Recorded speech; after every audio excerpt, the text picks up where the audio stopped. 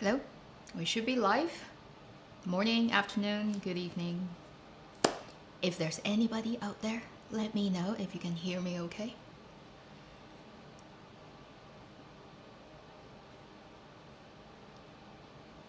Happy Halloween. Although, it's weird. It's one of those holidays that's filled with ghosts and dead people, zombies. Oh, my heater. My heater knows exactly what to do and not to do. So, if anyone is here, just let me know. I think I have like this time about half a minute delay.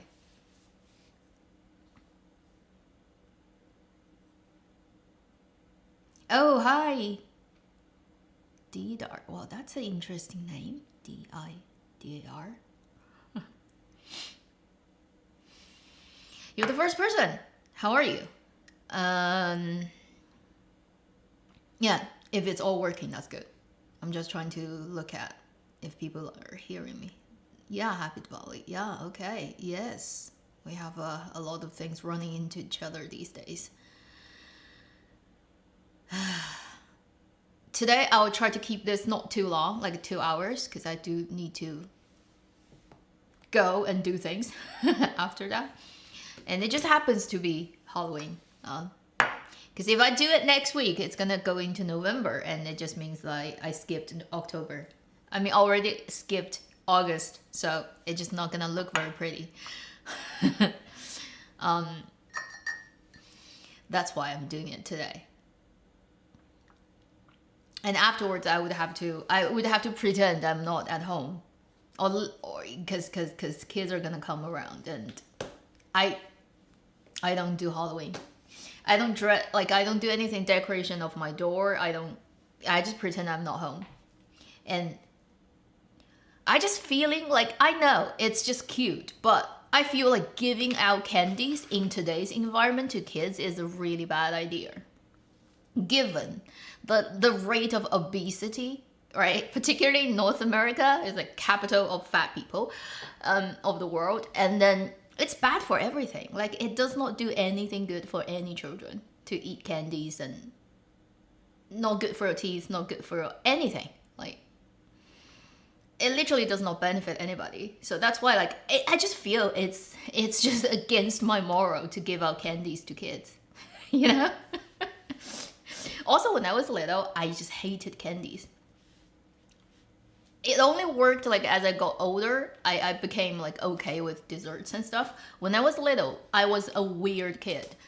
My parents never spent money on candies for me, and I never really eat them anyway. And if people give any type of candies, like as gifts to me during like the birthday or holiday, they literally rot at my house, like my home. It's like I never eat them. My parents don't eat them, so they're just rotting. And I've had shanjiapian is not really that candy, right? And also even that I don't get it all the time. I remember someone gave me like in the 90s a box of the what's the name? It starts with F. Like, I can't even pronounce it in English. That's like how unfamiliar I am with it. The wrapped up chocolate ball with candy and hazelnuts and filling, like the golden ones. You know, you find them in supermarkets at checkouts. F. It starts with F. The golden thing. Anyway, you know, back then in 90s, it's expensive in China, and you don't really come across. Yes. Ferrero, yeah. Anyway, in the 90s of China, it's like rare and expensive. So I remember I had this childhood trauma, because this type of thing, later I found out, they really have like, it's easy for them to have worms and bugs growing inside due to the process of making them. But anyway, people gave that, like I think in the 90s, and I don't eat them, my parents don't eat them, so they were in the cupboard for 2 years. And eventually got to the point when they were cleaning up the places, and we found this thing. It's been there sitting 2 years. And my parents are like, yeah, it's already like expired for sure, so we're gonna throw it away. And it's like in this plastic, transparent, like a round box or something. And I was like, I'm just curious what it looks like. And I opened it up. And I think I opened one ball that's wrapped. And literally, I'm not kidding. It's real. I know it sounds crazy, but when I opened it up, a moth came out of it.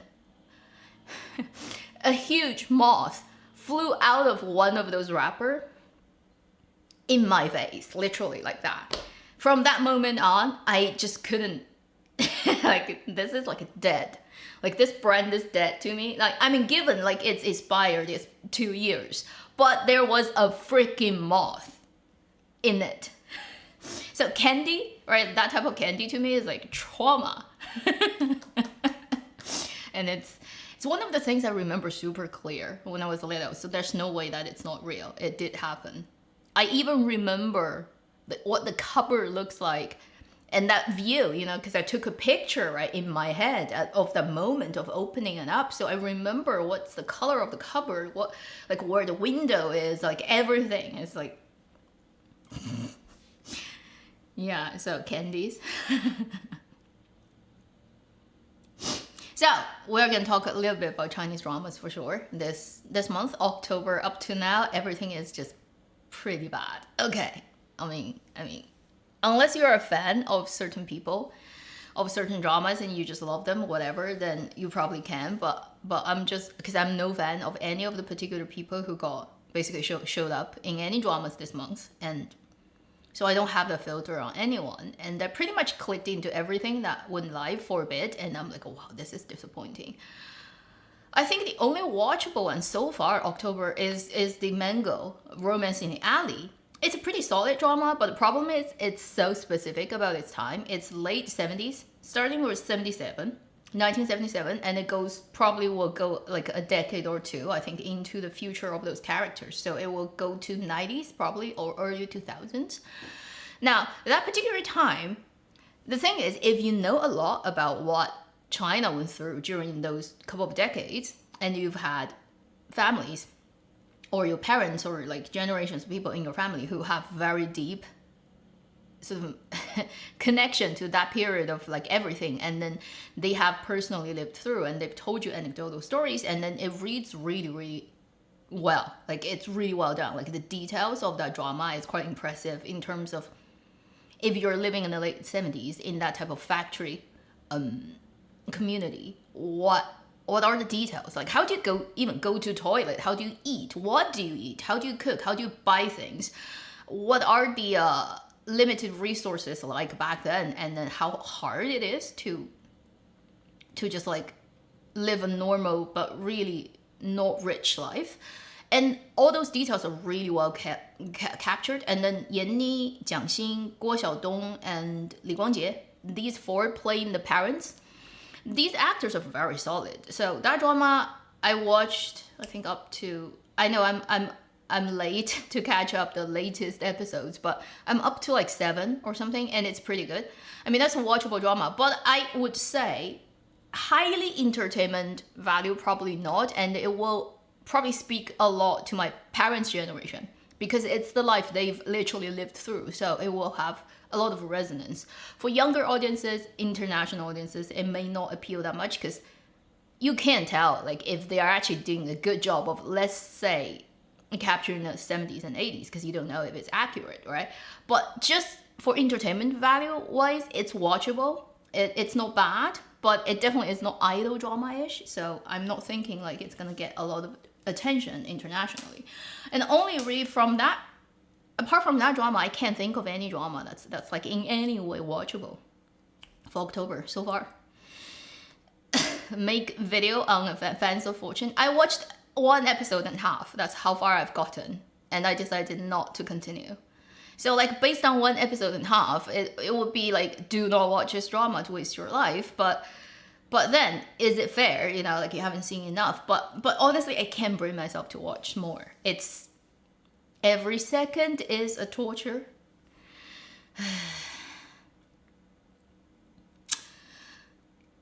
Honest opinion. Now, tomorrow, literally right now in China, it's already almost tomorrow. But on November the 1st, we'll have 2 running into each other, crash head on. two girls of the four pool in Chinese on Chinese internet. The four not so pretty, but then having top traffic actresses among public's view on internet in China, not my view. Okay, they call them 四普, four ordinary girls, but like two of them are gonna have two period dramas crashing into each other. That would be Zhao Lusi's Pearl Girl and then Yu Shuxing's the stupid title like Eastern Romance or something. Like they need to change the title in English.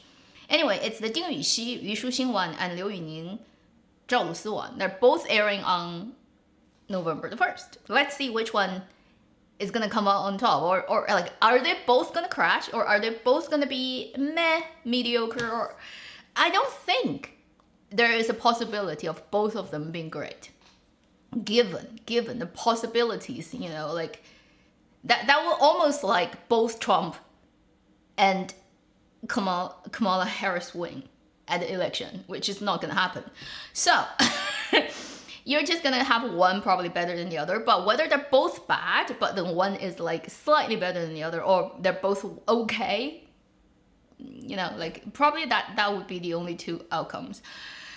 And so tomorrow we'll see what happens with those two. But while that, you know, is yet to happen, in terms of what happened in October drama-wise in China, like everything is pathetic. The Beautiful Lie with Chen Xinxu and Zhang Yuxi is like just like, oh my god. I literally watched 6 episodes. I don't know why I did it. I'm just like trying to give it opportunities, but to prove itself, and then it couldn't. So I quit that drama.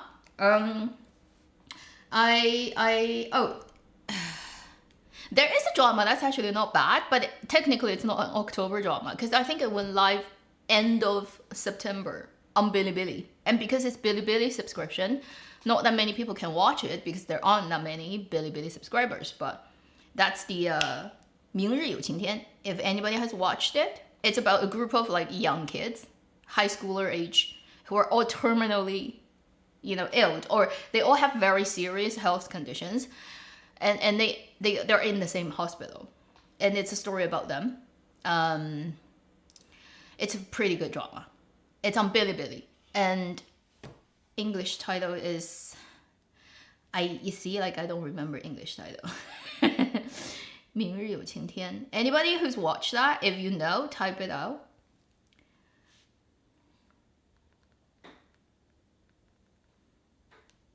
It's all young kids acting, and it's pretty good.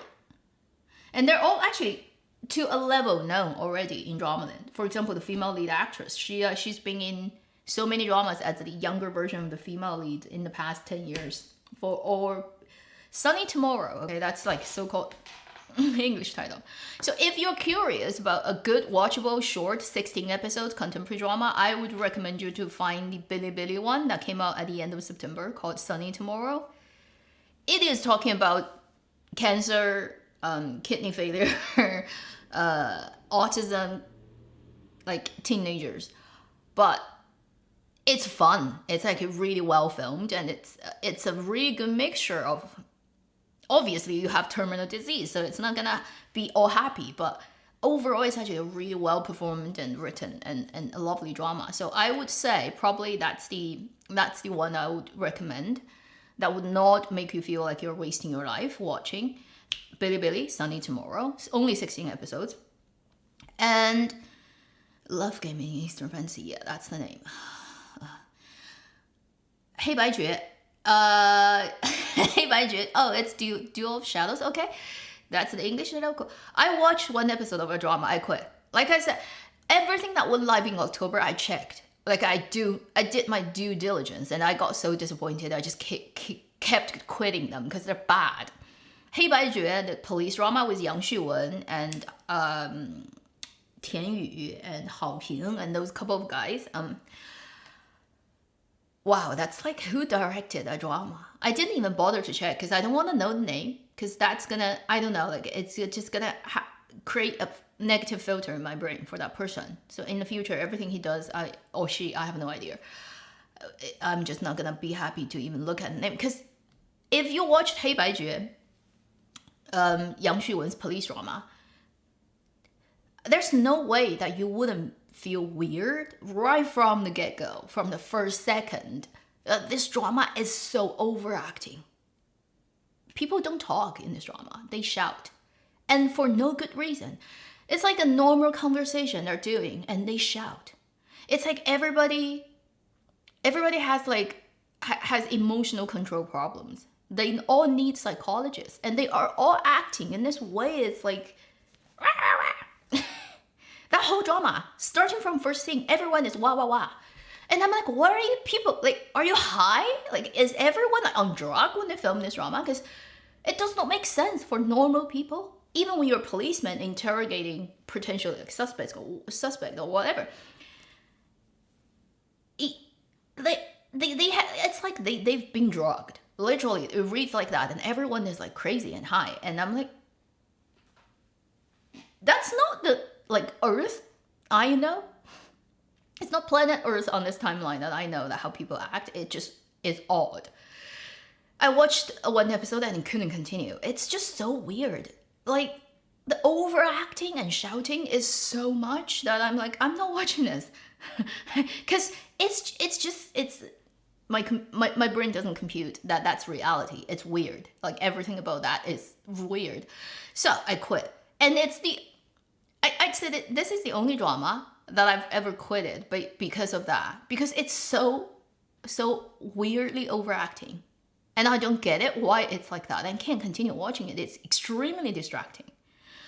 So I quit. That's me. Okay, maybe it's not reading like that to other people, but it's just so funny, like overacting every second. It it's like out of this world. Female general drama? No, they just wrapped. They're coming out next year. It's not coming out this year. It hasn't even finished post-production.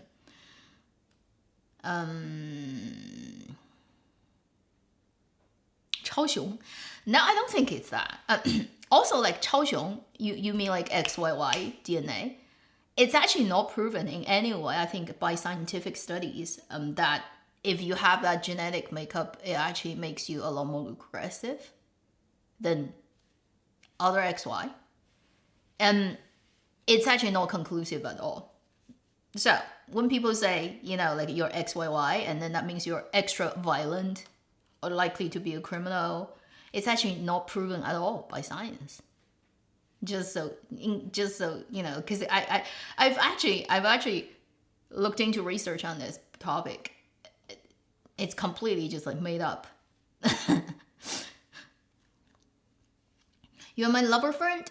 I watched I think I clicked a little bit into it, and okay, it's me. It's my fault because I cannot get Zhang Xingcheng no matter how hard I try. Every like romantic relationship he portrays on screen reads to me like sisterhood. I get zero signal from his acting as a male character towards a female character in a relationship. Like I don't get that vibe at all. I cannot again get Zhang Xingcheng. He's my blind spot. On one hand, he's not a bad actor. On the other hand, his charisma to me is zero.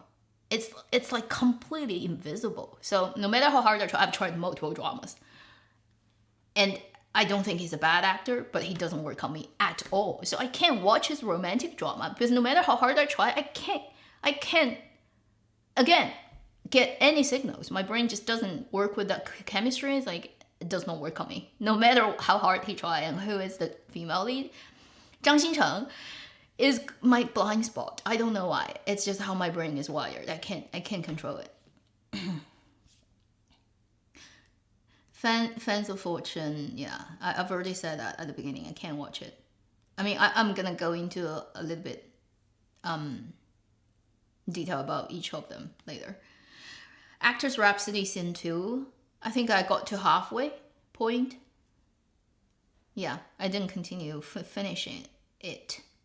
For that type of drama, I'd say it's fun to watch a bit, but ultimately, right, for that type of drama, if you want it to be super good, you really need a genius level writer to do it. And I think unfortunately for that crew, they just don't have such a good writer. Although their ideas is pretty good, and everybody sort of like really like the angle they picked for the whole thing, right? And the fact that it's a grassroots thing and not backed up by anything, and it's the fact that it can exist in that way and made a little bit wave in season 1 is already a very almost like worth encouraging and fun thing. But ultimately, say if you want to write this type of super, it's a comedy and it's like a satire, but it's just on entertainment business. If you want to crank it up and do maximum and make it like super popular or hot and it's sort of like iconic or phenomenal thing, you basically need a genius level comedy writer to do it. And unfortunately, I don't think their writing quality is that good. Right? It's like you have a good idea, you're having fun with it, but then ultimately it still comes down to whether following the sort of like almost physics or science of writing a good story, whether you're really, your craftsmanship is at that level. If it is at that level, it would be viral probably, but I don't think the writing quality is that good. I'm saying Actress Rhapsody second season. That's a problem for that show. So it lost me halfway. I like their ideas. I like the first season, sort of how it started, and I like the fact that the guy got investment because the first season was successful. But ultimately, right, writing quality is still not that good. 暗夜与黎明, I've said it's bad. Like, oh, 暗夜与黎明, I've said it's not the other one. 暗夜与黎明 is not bad, but it's rough. Its production quality is very rough. And then if you want to say compared to War of Faith, then direction is definitely worse. Script is not well controlled as it's the same writer, but the other people are not working as well as War of Faith. Casting choices is baffling for Dark Knight and Dawn.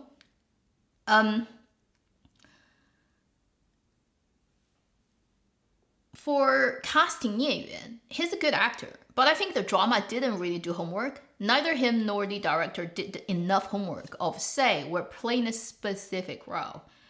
We design the details of this person. What he looks like, what his hairstyle, what's his background, how he talks. Would that be different based on design of that particular period? Like, say, if you compare 聂远's performance in Dark Knight and Dawn with his performance in She and Her Girls, you can tell the difference about playing a specific character of a particular time and background in She and Her Girls. That reads really genuine, real, like a real person that could exist, versus what you see in Dark Knight and Dawn, which is a very vague image of a non-specific person.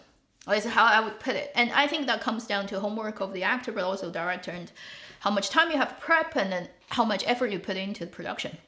So it's not bad on his part, but it's not like impressive in any way. And then when they casted Chen Zheyuan, who I don't think he's bad, but he reads like a 21st century guy no matter how hard he tries. And you just can't place him into 1940s and 50s. Like, it does not work. Like, his everything, his mannerism, the way he talks, his hairstyle is like he's a 2020 guy. And you're trying to make me believe he's a 1950s policeman. Yeah, good luck, you know? Does not work. His details of his acting does not convince you of that at all. And then Xiong Fei and Yao Anna.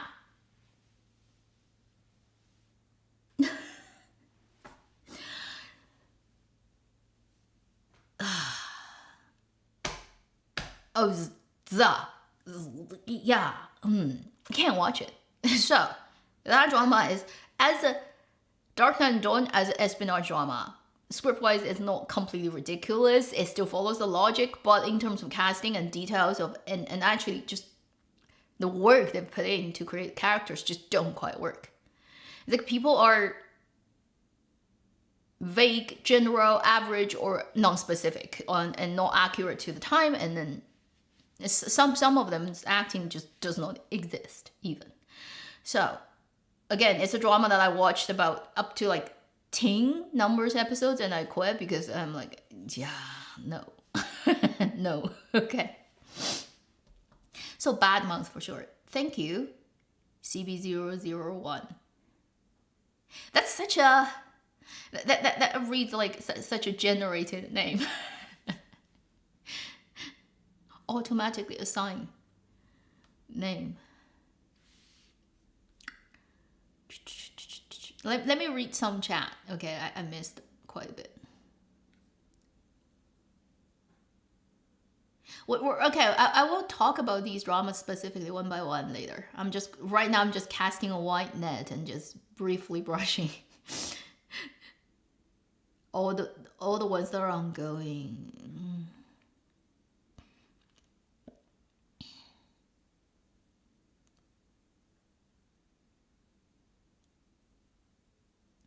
Our Days, I am yet to try it.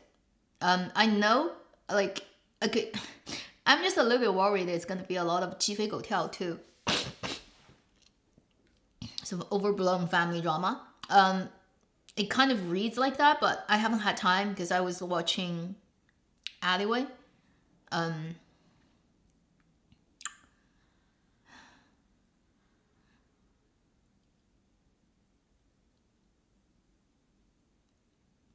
边水往事 No, you know, like for 边水往事, which is a earlier drama now, September drama, or August drama. For that drama, it's Guo Qilin.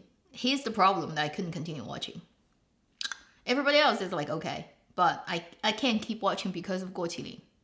Not that he's bad, but he's not good enough. And then he doesn't feel he's in the place and the environment. Like, you know, he has that, his accent first is so northern that it feels completely out of place compared to everybody else because it's so southern a drama. And then he again, he's not his character, he's just himself. And he's like that in everything. Whether he's a period drama or contemporary drama, like in Joy of Life or in this one, he's Guo Qilin. He's not his character. And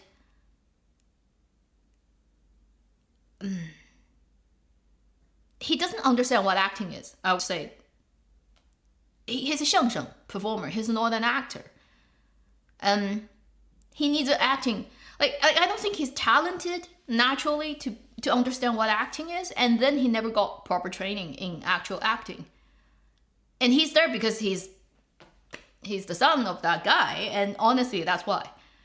And the only thing that makes him like not too bad is because he got that training since he was a kid. So in terms of speech in Mandarin, he's better than a lot of people who are not trained at all, like idol actors. But as an actor, he doesn't qualify. Guo Qilin, in a lot of dramas I've seen now, I can arrive at the conclusion that he actually hasn't even, like, 没进门槛 is how I would call it. Like, if you've walked across, like you've crossed the threshold of, like, outside of it is not understanding what acting is and being an actor is, inside is understanding, but then you have a ways to go, you know, climbing upstairs if you want to say that. But he hasn't even like walked, that step hasn't happened yet. To me, Guo Qilin is, he's not a real actor. So I can't watch a drama. Like, I see him, I don't see his character. It's very bothering, again, because he doesn't fit into everybody else. It's like you have a story space that's completely imagined, and then you have this odd people who is a 相声 northerner standing there. I'm like, weird.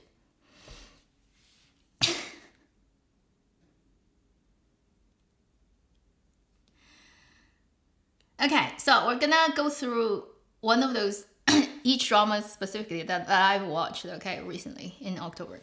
Before that, somebody asked, can Canada snowing depending on where? Certain places already, certain places not. Here, not. And this year is weird. Because we are in, like, my city supposedly is a cold one compared to some other cities in Canada, but this year is super warm. And fall and winter is very late. Usually, in the past, by late September, most of the leaves would be gone. And by Canadian Thanksgiving, which is like the first 2 weeks of October, usually in 12th, 14th, that type of time, it would already be like completely free of leaves. It would be completely gone leaves. And usually late October, mid to late October, you get the first snow. At least in the last 12 years, something like that. This year, I think this week, like two or 3 days ago, it was like 20 degrees in the afternoon in the sun. Like if you're standing there on your skin, it's like 20. It's almost November. And then there are still trees that haven't lost all their leaves, which is very late. Okay, I can give you. It's like this is the warmest October I've had in the last 12 years. Yes, here. I mean, I've only been here 12 years, but for every October I've been here, it's the warmest one. To the point that even though I have my heaters on, it barely runs like twice a day. All the time it's just silent because room temperature is above the set 1, so it doesn't go into anything. Yeah, like I literally heard my neighbor actually having AC on in October because their AC were running. There are a couple of days in October that's like above 20 couple of degrees, and then maybe like because if you're facing certain direction, you get like a lot of sun, and it could get hot in the afternoon. Like I literally heard cold air conditioning running in October, and I'm like, this is the first time I've seen that.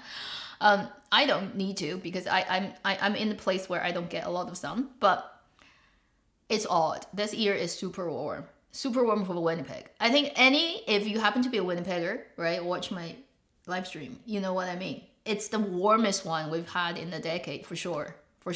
That I can be sure, because every October I'm here, and this is so warm because my heater is on, but it barely runs like twice a day. It doesn't go, like you don't hear it running because it's warm. It only gets to like night when it's really cold outside, a couple of degrees, and you start to hear a little bit like running of the. Otherwise, it's just like. It's not. I don't think it's global warming. It's more like unusual sort of like overall climate unsettling. So that it's not just warming. It's not because global warming, therefore Winnipeg is warmer. Because if it's global warming, it actually will cause certain places to be a lot colder than usual, and certain places to have a lot more extreme rain.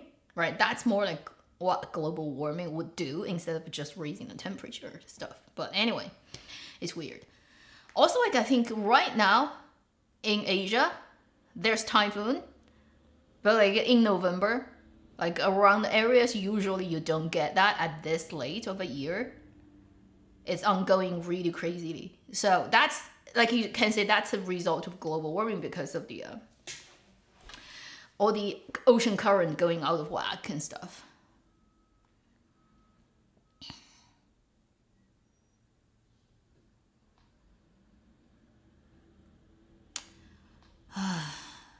Yeah, October. So you're in like what, Southeast Asia for rainy season? It's like extreme weather and weird weather. That's how you call it. When it rains like crazy and floods everywhere. When it's hot, it's like 60 degrees. It's like extreme volatile. And for Winnipeg to be this warm in like October and November, it's at least in the last 12 years, this is the weirdest one, for sure.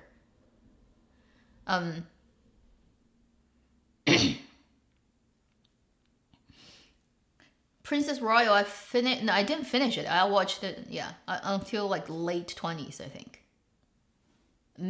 Early or late 20s. Didn't continue. You're sitting in the middle of the typhoon now, really? Wow.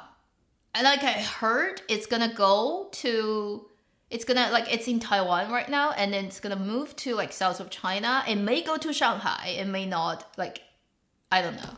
But November is well, like I mean, 2024. Look at everything. Everything is just insane, insane. We have missiles flying everywhere. Genocide going on, wars keep going on. You have U.S. election, and then before the election comes out, you have the PTD thing. That's like, what the heck am I looking at? This, there's no hell, okay?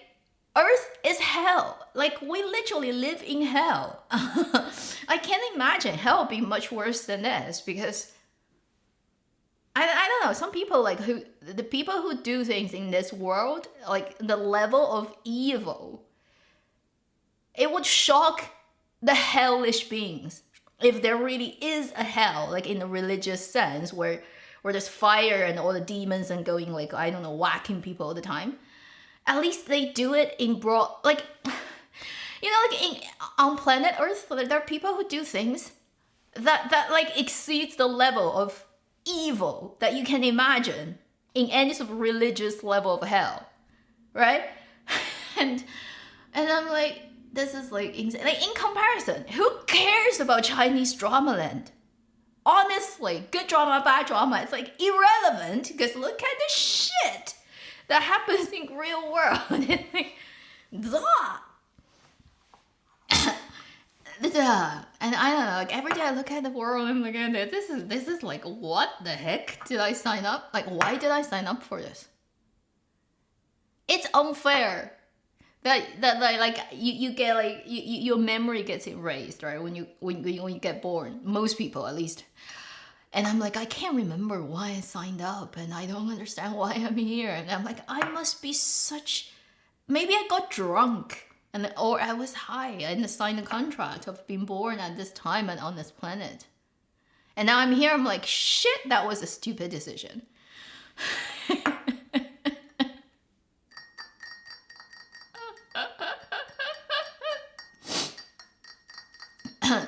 In a week's time, we're gonna see what happens south of where I am.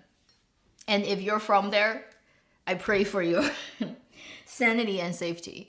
And everything, because it looks like, I don't know, it's worse than dramas, hey? Like, even in dramas and, I don't know, whatever House of Cards and any television series you've ever watched depicting White House and whatever.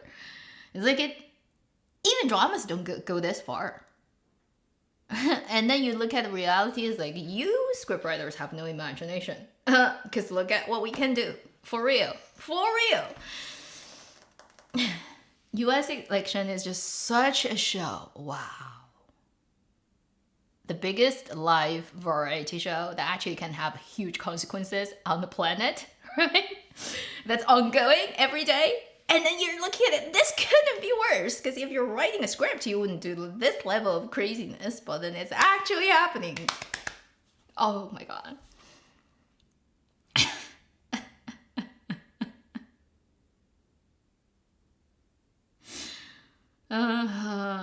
Yeah, good man. 528. Yeah. High schooling, yeah. Linda McCoy, thank you for super chat. You know, like, yes, if our world is actually like dramas, it probably would be better, honestly. Yay, I'm happy to hear that. I told you it's a good one. It gets like really high score in China and keeps going up. Like when I made my video, it's like 9.0. By the time the video went out, it's 9.1. Like 2 days after that, it went to like 9.3 or something. On Douban, the rating of She and Her Girls.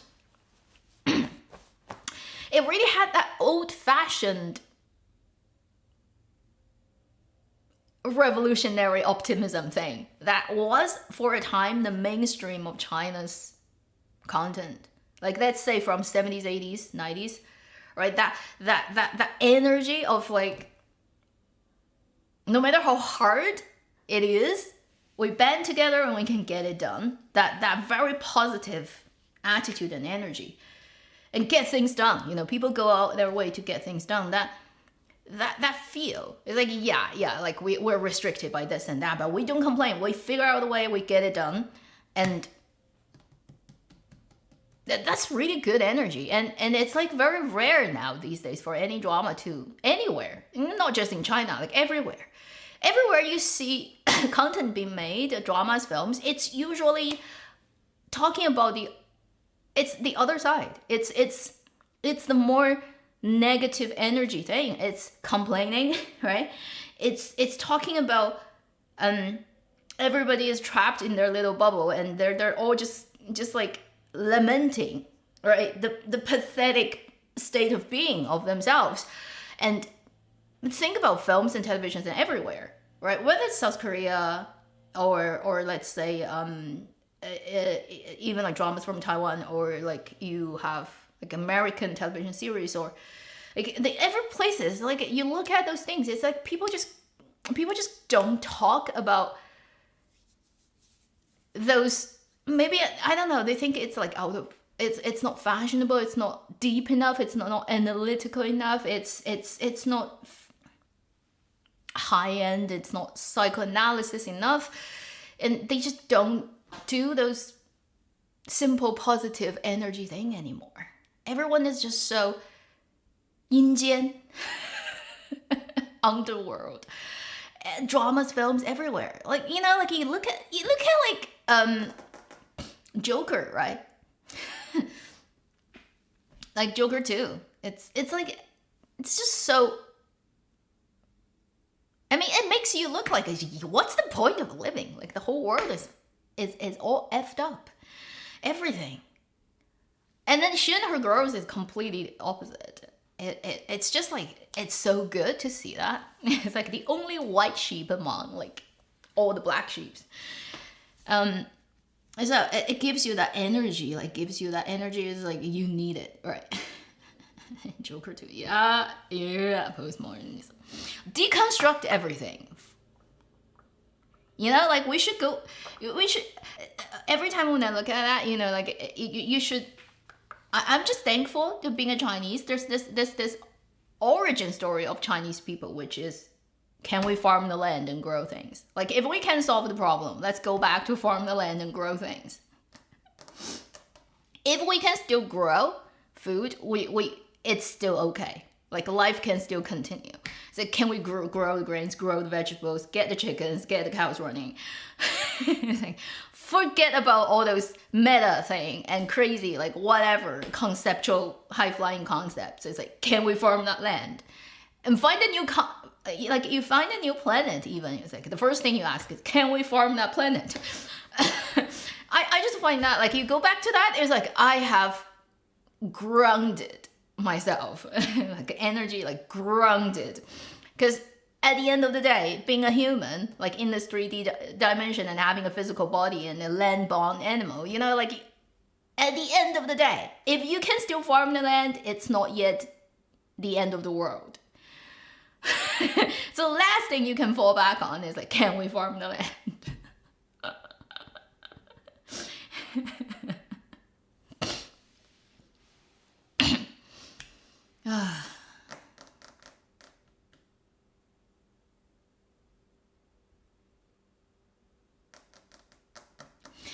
I think it's also to do with, like, say, because US has been the sort of cultural, like whatever you want to say, has been content cultural leader, right, of the last more than half a century at least, or the whole last century of the world, and it's almost like tagged along with the society of the states of what is the general atmosphere of everything.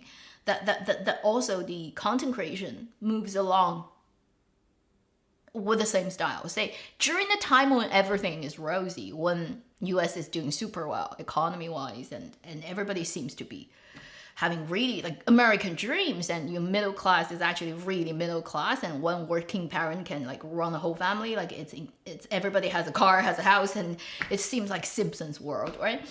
When it's that type of world, then you have those movies that have those energies. It's like everything is hopeful. Everything is like, the energy goes up. It's like the yangjian, right? The yang, the expanding and shooting out energy. That's light and filled with like sort of like positive charge. But then when things are not as it was, the story that you tell also reflect the era you're in. So all the energy kind of starts to like becoming like pulling in, sinking down, becoming gloomy and gray, and the yin energy, right? It's the solidified heavy energy of everything. And then you have like debuff in the States, which is like DEI and woke and political correctness and identity politics, and you add all that in, it just like it gets bad, it gets worse faster. It's like speed up the process of like crashing. So all the energy thing about everything is just so, yeah. But Diva hit road 6, season 6. Oh, there's so much things we can talk about. Holy shit. So let's talk about that variety show very briefly, and then we're gonna talk about each dramas we've just talked about. So in case people don't know, Mango has a variety show, which is a group of celebrities go on travel together, and they've done multiple seasons. This year earlier they had season 5, which is arguably, or probably not arguably, the most successful season ever, because they just happen to put together a group of people who are just like really good, sane travel pals who had a lot of fun. And the drama often happens in a very positive way, and it makes it really enjoyable. So that's the earlier this year season with Hu Xianxun, Wang Anyu, Di Ba, Qin Zhilei, Qin Hailu, right? Those people, like, because I've watched a couple of episodes, I really enjoyed it. And so I guess because of the success of that season, they immediately put in another season, and it got filmed during Olympic Games, and they only released recently, so they have to edit everything afterwards. So it came out like October, but they filmed it around August. Oh my god! And this is a new team of traveling people, and you can't have the same type of success twice a year. So what happened was a lot of drama happened during the travel, and then it basically right now it just house collapsed a couple of people in China because of their actions during the show. There's definitely a level of manipulation from television production, because they want to make a drama. They want people to watch it. Good publicity, bad publicity is better than not having publicity. So there's definitely intentional sort of angling things towards the more, let's say, how we can edit it into the more dramatic version. But still, there are things like it just happened. That's why you can keep it on camera, right? It's not like so basically it kind of like collapsed the house most like worst for Zhou Yutong and Rong Zishan, and then slightly for Hou Minhao as well, because they're on the team. And yeah, if you've watched the show, it's kind of hard for you to not wince, because I've watched very briefly a couple of clips, and that's already is like, if you've ever come across certain people like that in real life, like in your work life, in your relationship, you know what you're dealing with. It's so obvious, right? And you can't hide from it. It's like not script manipulable to fake it. It's like certain people's actions and their behaviors are. If you've met this type of people in real life, you get triggered too. You're just like, oh my god, I can't imagine. Like, this is what this person is like.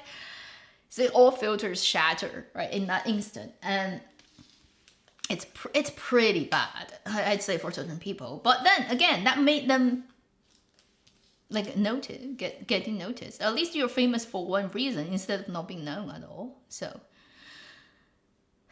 who knows in the long run. So that's the travel show on Mango. And yeah, the most famous one that came out of it is Zhou Yutong, the actress of 大宋少年志 and quite a few dramas now, like with Wu Lei in recent years. And she's been in so many things, right?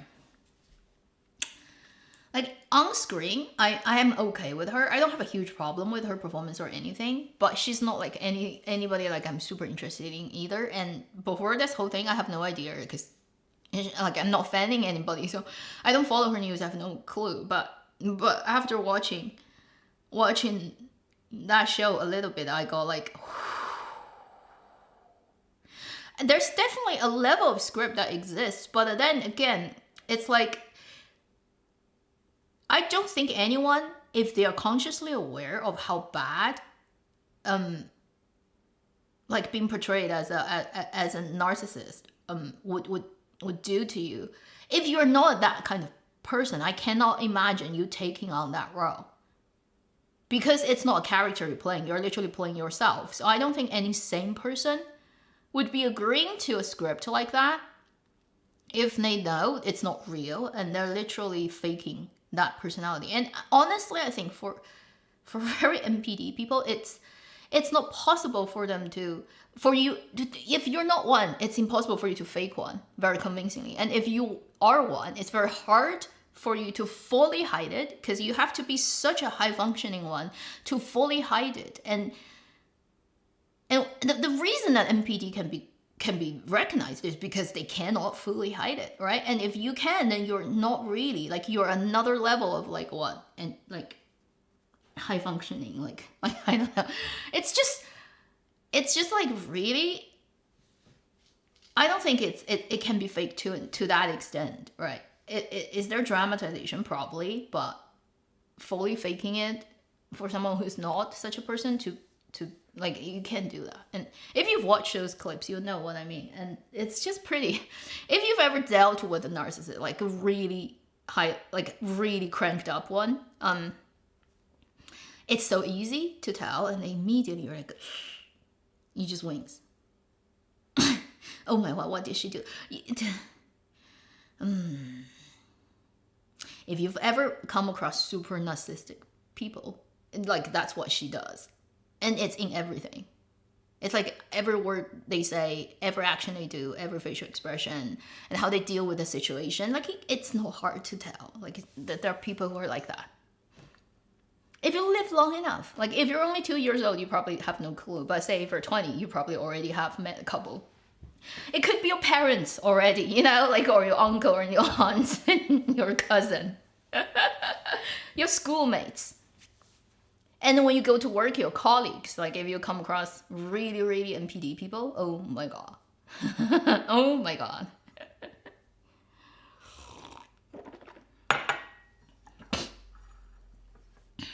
Anyway, so that's the house collapsing for her. And then the young actor Rong Zishan also got quite a bit. There are people right now on internet who's like literally calling him out straight in his face of his conduct that are not acceptable. And there's like a legal case going on because his lawyer literally sent notification to these people, and these people are like, you think I'm easy to deal with? Well, I've dealt with this type of legal thing all my life. Let's see how far we can take this. So there's this person who basically had like work relationship with he and his team, and exposed them online basically of not not following their contract in a way. And then it's pretty just like an ugly thing going on the internet. So the young actor kind of like also is facing a level of house collapsing. And then Ho Min Hao is like, he's the third one, I'd say, in ranking of like house collapsing level, but not like, it's not like he evaded tax or caught hooker and got caught. But again, in this type of show, it shows what kind of person you are, right, in daily conduct of dealing with people and things, and it triggers people when they see certain things. They're like, oh my god, that reminded me of that boyfriend I had, or that colleague I had who did the same thing, and it's like not pleasant. So he has a level of that happening too, and so all three of them have had a level of house collapsing because of the variety show.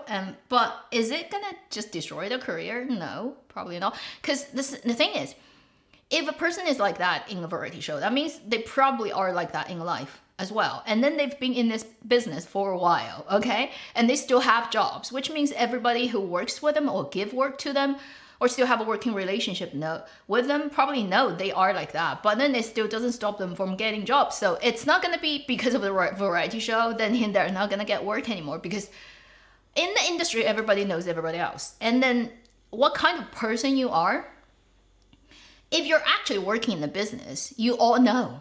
It's like whether you let people outside of the circle know, because, you know, like you understand that.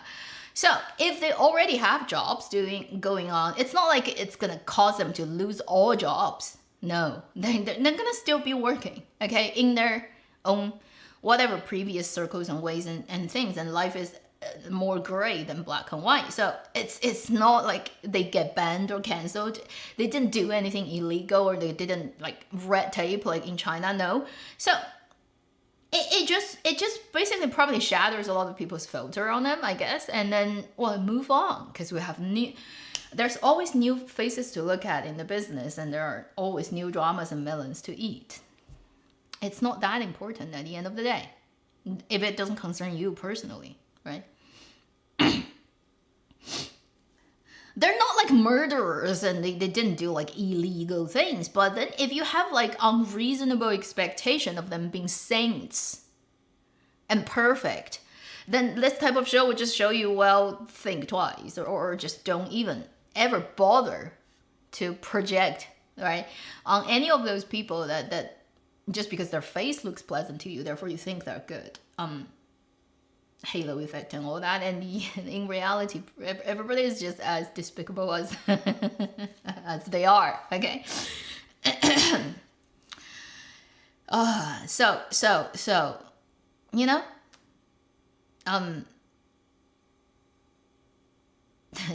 yeah. So let's talk about dramas. Fans of Fortune, I've already mentioned it very briefly, so because it came out most recently, let's just talk about that one. Like I said, I watched an episode and a half, and the reason I quit is, personally, I feel its energy is just so, again, dark, underworld, like I said, Indian. The color is extremely cold and unpleasant, and the makeup on the actors are so heavy, like their fake dark eyebrow and all the cakey makeup and those like sunflower eyelashes. It's just too much to look at. It's insulting. It's like for your eyes, literally. And then because of that dark heavy color, and then they wet everything because it looks better on camera with the reflection. So everything you see is like wet floored. With like inside of the building, the floor is wet. Outside of the is raining. And I'm like, I don't want to get this cold and wet feeling during like fall and winter. It's the time for cinnamon rolls and pumpkin spice and ginger. You know, and then I need the warm thing to remind me, you know, like this cold season needs that boost. And then you give me this Indian drama that, say if it's in the middle of the summer, it's super hot, 40 degrees outside, maybe that can like psychologically cool my brain for like 2 degrees. But like right now at this season, you let me watch something I feel like I'm gonna get rheumatism, and it's like I'm not watching it. And then in terms of there's no story. You know, like what Guo Jingmin does with his dramas is it all looks like a photo shoot from a fashion magazine. Either it's like Vogue or Ella or whatever. It's like a big fashion photo shoot. And then it's one of those, we have a theme photo shoot. So this theme this year is being a dragon, whatever. And then so they create like a very thin story telling environment. And this year we're like those the Met, you know, like every year they do that. So you have a theme and everybody dress up. They have the wind blowing in the face and they take those photos. The whole drama looks like such a photo shoot. They have a very thin story set up and everybody is just in there posing in front of the wind blowing machine. That's what his drama reads. The whole drama is a photo shoot. Because it's all in slow motion. There's always the wind blowing in their face. It's over made up and the dark lighting color. And it's just, what are the characters? What are the stories? No, there is none of that. Who cares? We're just doing a photo shoot. That's his drama. And I can't watch that. I'm like, it doesn't even qualify as a drama. It's not a story. There's no character. And just watch one episode. You'll know what I mean. And then I hate the fact that it is clearly having a female lead drama, but then the woman is there so that the drama looks like it has a female lead and it can go through censorship and under the pretense of we are a normal sexual orientation drama, whereas actually it's full, okay? And it's so gay, and it's just not trying to...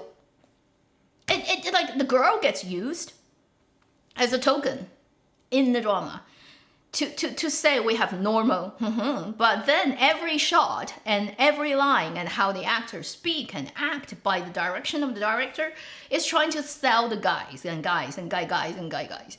Like, watch first episode, just see how Ho Minghao and Tian Jiarui's character meet in the first meeting scene, how they talk and how the camera language is working, the slow motion and they're like staring at each other. It's trying so hard to sell it. It's trying so hard to sell it. It's so baiting, and I'm like, Jesus, that's disgusting. It's coming from like a director, right? Why he would do it that way, like that. It's very twisted. Like, I don't know. The psychology of the person is not like healthy. A normal person would not be doing that, and it's so baiting that I got so put off because it's... Honestly, I feel like Tian Jiarui should just run away from Guo Jiming as fast as possible before he gets destroyed. That's all I can say. Okay? You know, like, look at how the people talk and how they get directed to talk, and then if you look at the like when they first encounter each other in those slow motion and full like staring at the camera front shot of the two people looking at each other, which is really odd, right, for camera language. The way Ho Minghao looks at Tian Jiarui, the facial and then the way the tone of voice is akin to a super rich, good-looking, sort of imperial drama setting guy is trying to 调戏良家妇女. That's the Chinese version. Basically, the good family, normal, common girl standing in front of him, and he has everything like over, above. I have more money. I have like, and he's just like, 小妞要不要跟我玩? You know, that energy is like, girl, you know, like, and then Tian Jiarui on the other end of the camera, when you cut to his shot, in his that like his facial expression, like he has the like Chinese character eyebrow. It's like the little white flower that has tears in his eyes and the doe-eyed and is like like shaking and being it's like a sexual harassment, but like not really doing anything, just by facial expression and tone and expression. Like, just look at a shot of Ho Minghao being the male and then Tian Jiarui being the female in that type of their first encounter scene. It's been played in that way. With that facial expression, tone, camera language. It's just setting up the atmosphere of that gay thing. Like, but in that very typically like a guy and girl in the traditional idol period drama or the like it's the spoiled brat in the town is trying to harass a little white flower. That's what that scene reads to you. The energy is so in your face. I'm not kidding. Episode 1, first 20 minutes, you'll have that, and you go and figure, like, watch it yourself and tell me it does not read like that. And I'm like, I can't watch this. This is stupid. This is stupid. It's 2024. I can't watch this. What the heck is this? What the heck is this?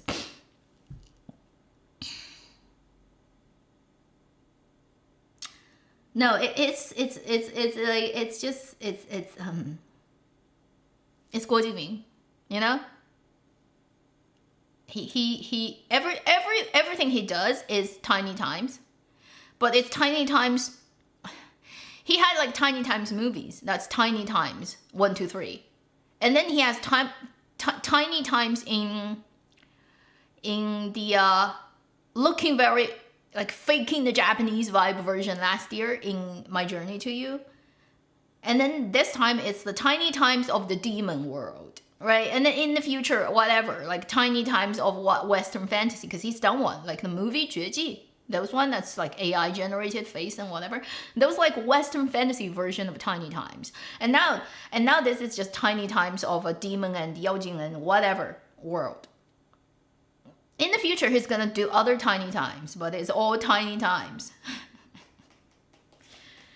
And tiny times plus, like we're so gay, but we're not openly discussing about that. And women in his stories are just there for convenience, because without we're not gonna even be able to make it, right? So everybody has to be on the surface. We're all heterosexual normal people, normal key, and but then underneath that is like, let's just have fun with all the guy, like just smash all the guys together. That's what Guo Jingming does. And he changes name every time in his, like, nowadays. For this drama, the director is another name, like, as he did last year. But who cares? Everybody knows it's your stuff. Because it smells Guo Jingming. Like, the color palette, even just the color of the drama will tell you it's Guo Jingming. It's his preference. He's just always going to color grade his drama in that way. He cannot help any other, like, pulling it in any other... If you ever do color grading, right, all those lines and all those like things you pull on your color grading wheel, like he just put everything in that wheel. Like he has to live with that wheel, like that setup of the wheel. He cannot deal with any other way. So no matter how many times he changes his director's name, it's like, it's you. We see it from 10 miles away. Tiny times. Anybody who knows, please help the person out about what tiny times is. Just IMDb it. There are a couple of movies, okay? They're all tiny times, called Tiny Time 1, 2, 3. That's his movie that made him famous. So, Fans of Fortune, it doesn't have characters, it doesn't have story, it's a photo shoot. And it might fool so bad that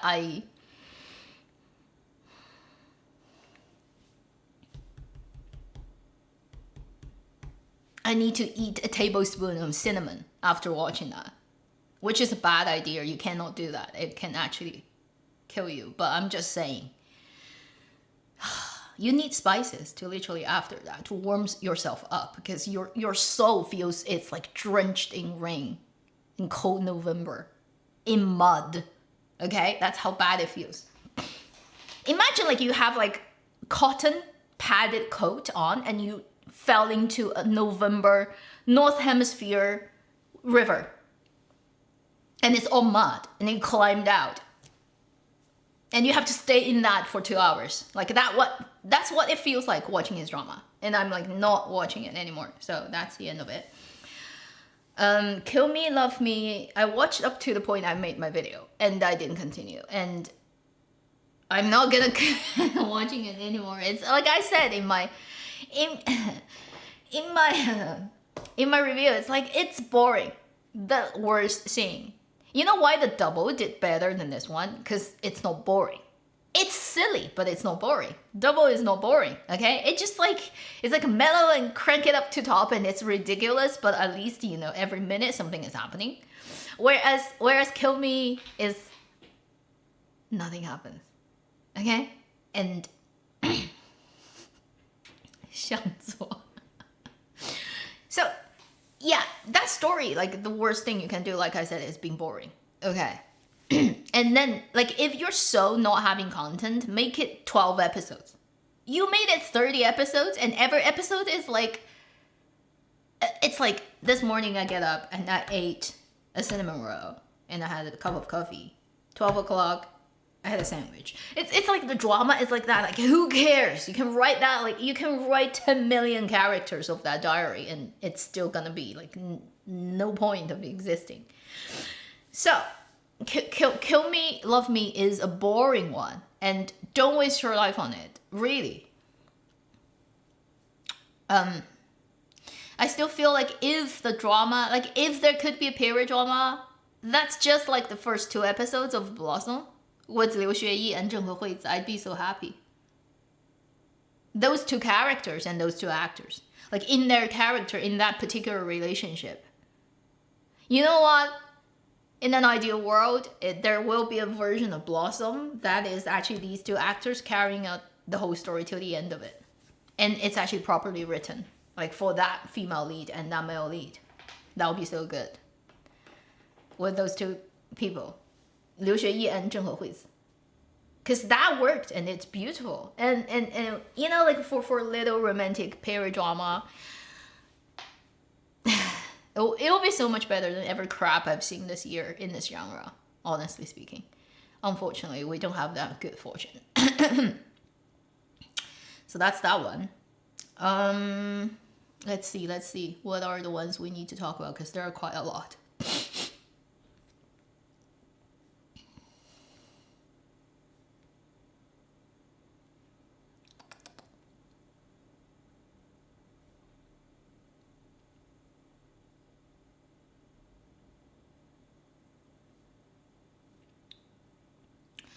What else? People remind me. Because there are so many bad dramas. Rise of Ning. So, no.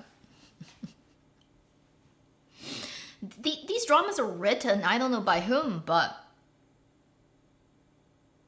they lack the basic ideas about how logic works.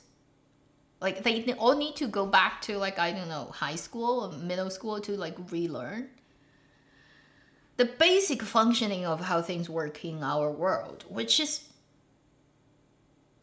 cause and effect. You have to have a reason for anybody to behave in a certain way or do certain things or be able to do certain things in a certain way. Now, for Rise of Ning, the reason of that thing doesn't work as the female lead, because female lead is the main character, let's say, is originally the novel has her as a Chuanyue person. She's from now. She goes... So that's why she is able to do a lot of things the period time other women wouldn't be able to even think about. Like, she understands things, like how it works, right? So she has those skills and, you know, she has buff, basically. Whereas the drama adapted as she is just a girl of her time. And then the only difference is she got sent away when she was little to live outside of the main family, and she comes back. Now, even... So the outsider... identity gets shifted from the original novel's version of a time traveler to a girl who lives just off the main like the place of her family. So if that's the case, she's only like what, teenager? She still lived a whole life in that period of time. How would she be able to basically have all those skills and knowledge of once she returns to the main family, she's like running the business, running the show, outsmarting everybody, and just like master of like, explain that to me. If a 14, 15-year-old girl, like, where does she get that knowledge? Even if she's, like, naturally super clever, 300 IQ. It's like, explain that to me, how that works. Because there's no realistic way that it could work. And therefore, everything, like, every... smartness she shows with her sort of composure and her, it just makes it look fake, because like, where does it come from? Just because she's a female lead? Yeah, okay. And then not to mention, there are a couple of things of this drama that just on a very superficial level, it's very hard, I think, for a lot of people to watch. I'm being honest here. I'm not having any problem with Renmin as an actress, but her voice is really debuff for her. She sounds way too like that. Too little. And like, it's naturally her voice like that, but you can't act like that and let people take you seriously, even when you're playing a young girl in a period drama. I'm just saying, like, she just naturally sounds like that, and she needs to figure out a way to take that effect away. I know it's impossible to change your natural vocal quality, but if you really sound too off, right, and it doesn't help you to play any type of role to make people take you seriously, then you have to figure out a way to deal with that. it's on you. It's not on anybody to basically, it doesn't work, right? It's like, oh, we have to. Political correctness in that way does not work in China. People are just not gonna watch your stuff. And I think they don't, you need that mirror. Like being an actor, like in ancient time, it's, if you want to be a performer on stage, you get picked by the teacher or the troupe people when you're very little. And they pick you in a very cruel way, which is just looking at you physically. Are you the material? Do you have the right proportion? Do you have the bone structure? Do you have the face? When you grow 10 years from now on, are you going to look good on stage? If you're going to be ugly, I'm not going to pick you. And this is the profession's nature of, you're a performer. Everything about your appearance, your body, your look, your sound, your voice, you eat. You get your food by that. If you are not made, cut out for that, you've pick a different profession because you know you're not going to succeed in that thing. And somehow these days it becomes everybody is just so incorporating, and it's like we have to be so politically correct that we just blind ourselves. If you're not made to do this job, you should pick another one because you're gonna try 10 times harder and still not gonna work out well for you and for everyone else who have to suffer and like out of like, I don't know, like they're just being nice and polite and not telling you. She has the problem where her voice is distracting.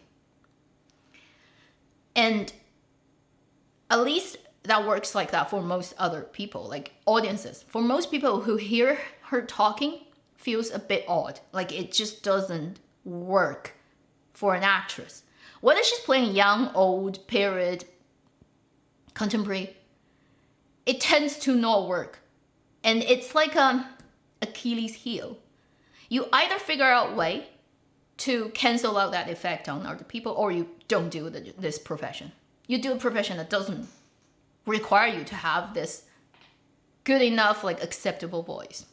There are people who have good acting, but their voices are not great, like pretty, and sometimes even not good vocal quality, but it doesn't distract people. It doesn't make it feel like it's like everything is not right for it. Like every second I hear you talk, it's weird. If it doesn't have that effect, even if it's not pretty, it's fine. But if it's like weird and disturbing, then if it just happens to work like on 80% of humanity, it's like it just sounds weird, then you either just figure out a way to not let that happen or you do a different thing. Because it's just like, what can you do? It's like, we live in a factual world.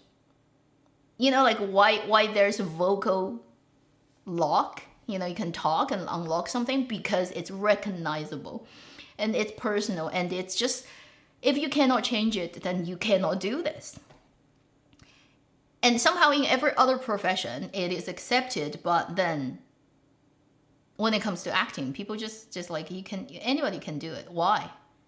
You know, like for astronauts, if you go and look at how they select astronauts, some requirements are just like, what? Which is like I've come across this about, like, they have to get screened every inch of their body, and if you've gotten a scar of a certain type, you cannot be selected as an astronaut because that part of your skin has like, it's permanently no longer intact. Therefore, it may cause something happening in space. And like for that, like you can be the best engineer, you can be the best person, like you can deal with 10G force, or you can drive whatever spaceship like to master level. But if you have a scar of a certain type on your body, you cannot be an astronaut because in space that can cause some dangerous thing to happen, and you never think about that. But say for that type of profession, if you get deselected because you just have that thing, everybody accept it. It's unfortunate, but we have to do it. And then say in acting somehow it's anybody can get in this business. And if you have this thing that really doesn't work, well, if people don't accept you, that means they're discriminatory.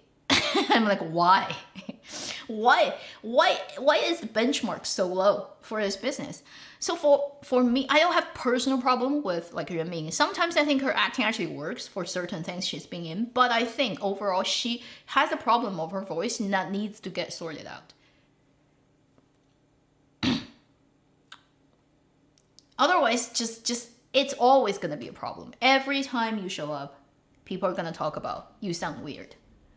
You either fix it or you do another thing. And hard fact is that. So it's hard for me to watch her perform because every time she talks, it's just like I can't take it seriously. As for Zhang Lanyi, well, he should quit idol drama. Period. Idol drama land should be close to him. Like that's my opinion.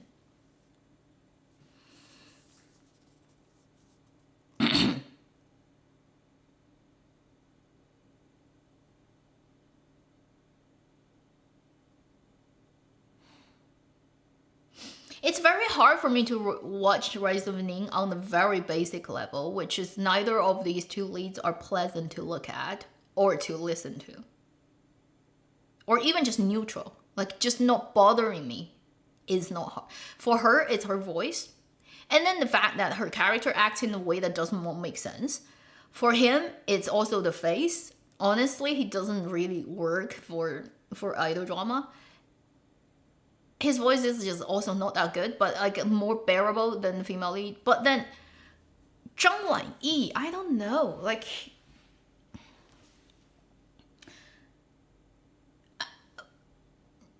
probably doesn't really understand what makes him look good as a period drama character, or he thinks this way makes him look cooler. But it just makes him like a piece of wood and an unhappy buffalo. Like that's what he reads to me. Is it when he's on screen? He's like the nostril flaring unhappy buffalo that doesn't have any emotional reaction to anything. And he just stares at the camera. That's what he reads to me all the time. For the 3 things that came out this year, Lost You Forever, Are You the One probably is slightly better, but then all 3 dramas, he look identical. So you can mix them up in all dramas and identical. And then in this one, Rise of Ning, his wooden-faced expression stayed the same in every emotion, unhappy buffalo. And to me, my brain will just interpret that as an unhappy buffalo. And I just like can't keep watching. Okay?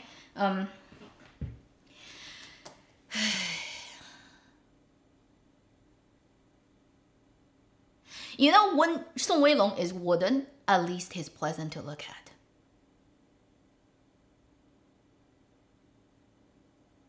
I'm saying it. I am an audience. I'm a shallow, moral, low ground, normal woman who want to look at hot and pretty guys. Whatever age range and race. That's what I like. So,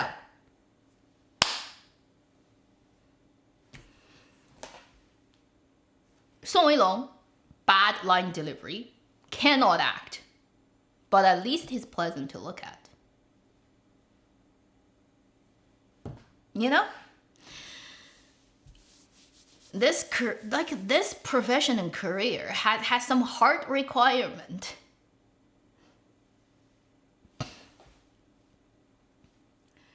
That's why not everybody is a star on screen. And not everyone is photogenic. You could be the best person in the world. You have the golden heart. You are the most capable and talented and clever person. But does not equal to, therefore, if you go on screen, then everybody's gonna like you.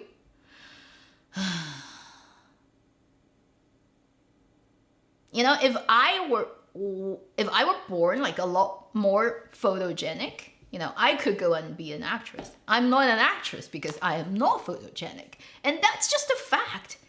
You either are or you're not. And humans have actually a very narrow band of aesthetics. And it's built in with our genes. You cannot, you cannot just rewrite the code that's been inherited for hundreds and thousands of years. Certain look appeal to us because it's tied to that biological level of it's a signal of this person is healthy, they are fertile, whatever, they're strong, like good symmetrical proportion, or all those things indicates that, and it's being like just built in your genes. You cannot say no to your genes, really. That's why people get addicted to drugs, because you cannot say no to your brain chemistry. You have no control over it, honestly speaking, and it's stronger than you can ever imagine.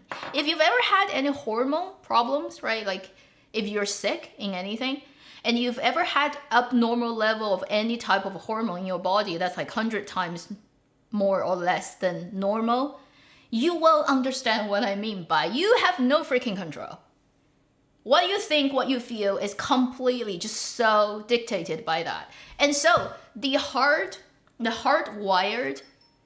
what is beauty? You just like, you can try to hack it.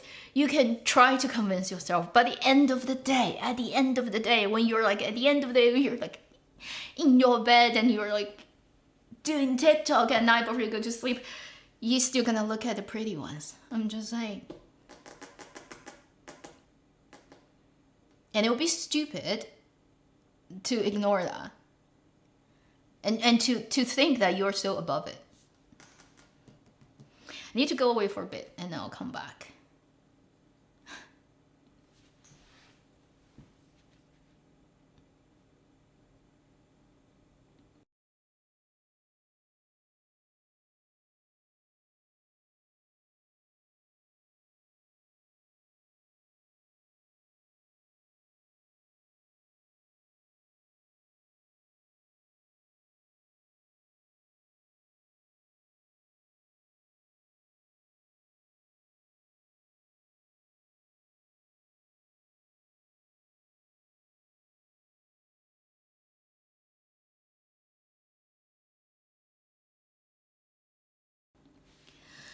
So let me just refocus. Come on. You know what Panasonic doesn't do good? Focusing. They never figure out how to do it well. Anyway.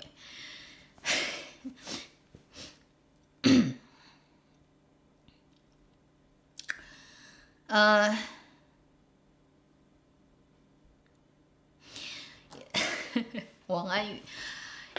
For Chinese actors, right, when you say he doesn't suit period drama, it actually means he doesn't suit period drama wig that exists today.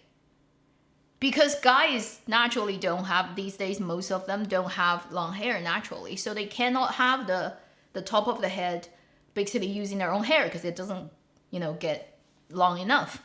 And so it makes it look weird. Now the fact is, no matter how sort of like not long your face is naturally, if actually it's your natural hair, it will never look that weird because your hairline is natural. Therefore, when you pull the hair, if it's long, pull it back, it will always have that natural look that doesn't look like you have a helmet on sitting on you, and that makes the facial proportion go out of whack. If you think about Creation of Gods, the film last year, all the guys had natural hair, and there are plenty of long-faced actors. Li Yunrui is a long-faced actor. Even Yu Shi is a long-faced actor. You can say Hou Wenyuan is a long-faced actor in terms of proportion, right? Do they look weird with long hair? No. Why? Because they all use their natural hair, because they all had their hair long enough. And they tie it up with their own hairline, so it no longer looks weird. The fact that if you are a long-faced actor and then you will look worse in Chinese period drama is because of the wig. If you have, I don't know, the patience, or even you have the right timing to actually get your own hair long enough to get tied up, it will not look weird. But unfortunately, most of the time, you don't have that luxury because you have to, while you're shooting the drama, also do other things that requires you to have short hair. Therefore, you ended up having the wig. Therefore, it looks weird for all the long-faced guys because your hair can only be lower than your natural hairline. because the wig can only go here, cannot go here, right? Therefore, you always have a smaller space of your forehead once you have that on, and it changes your proportion of your face. That's a problem that you're like stuck with. So if you have your own hair, it would probably not look bad at all. But then because therefore you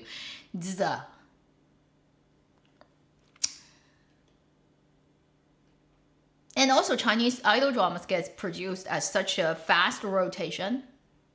Unlike you can have the luxury of places where you don't have this work industry like this, where you basically can wait for half a year or a year to have your hair long and then play a while. Yeah, in China it's just not possible. So that's what you end up with. Isn't that interesting? Anyway, so for Rise of Ning, it's also like the script is just such a like it's you know, like I said, Zhifu and Double had a kid. And the kid didn't get the best part of either of the parent. Okay?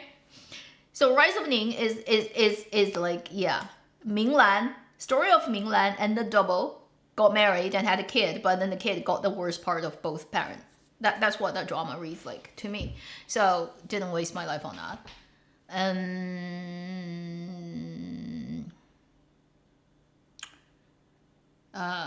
Yeah. How about Cheng Yi? What about Cheng Yi? Cheng Yi's new drama is not coming out until next year, right?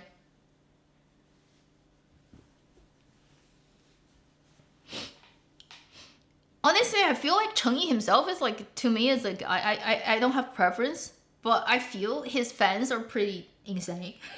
He's got a pretty sick fandom.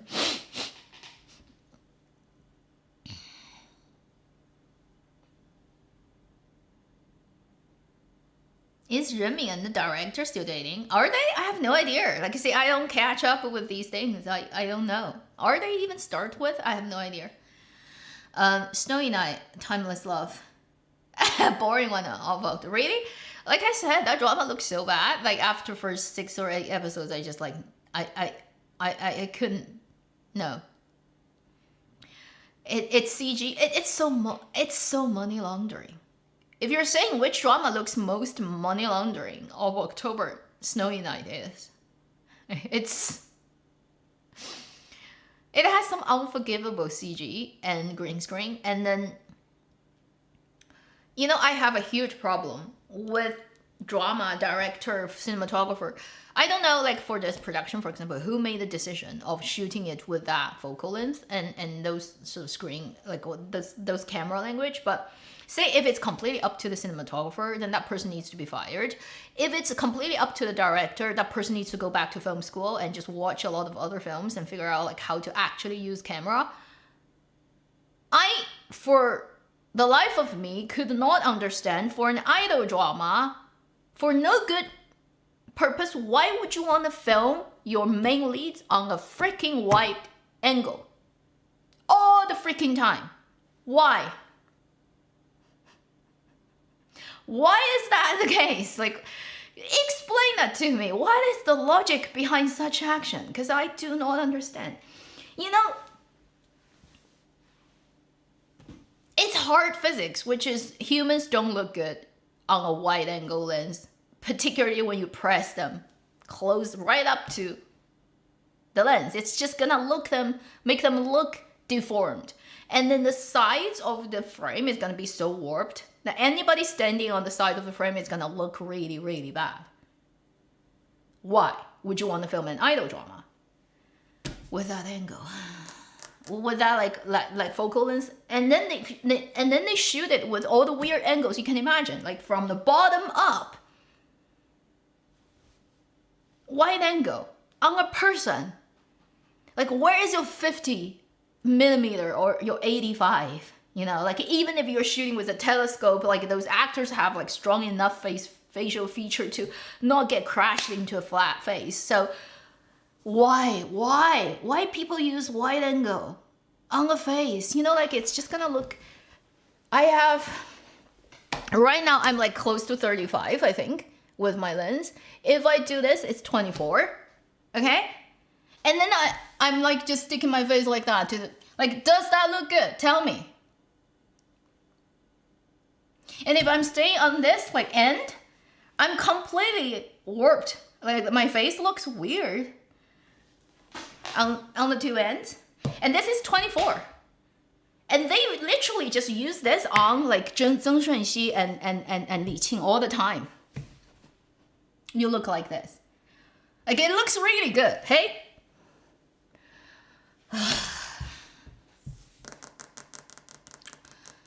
It's an idol drama. I for the life of me cannot understand why they do this.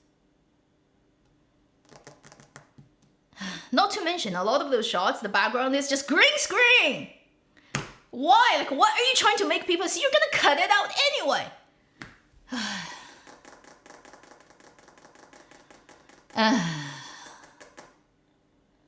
So, for that type of drama, when I see it, I'm like, this crew is completely amateur and they have no idea what they're doing at all. They have no idea. Why am I watching it? They should pay me, not I paying them.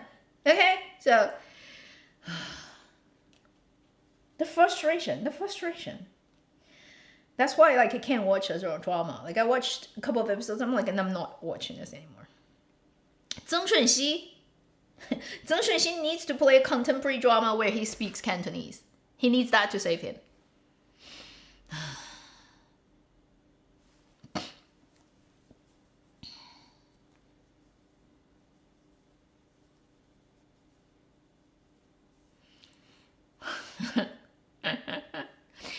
I think for like visually or to make a face look good, usually like 50 to 85 is like a sweet spot for most humans.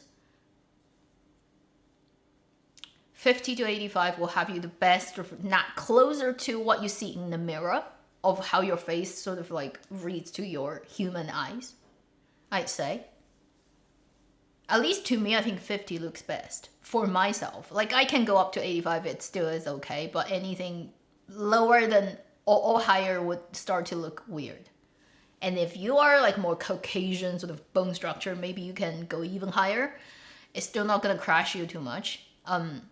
But usually that's like the best part of human face, right? It's just like you use a 24 on a person all the time in an idol drama. It's just like... So that drama is like, I can't watch it because it's so unprofessional, right? Anything else? Like let's Cheng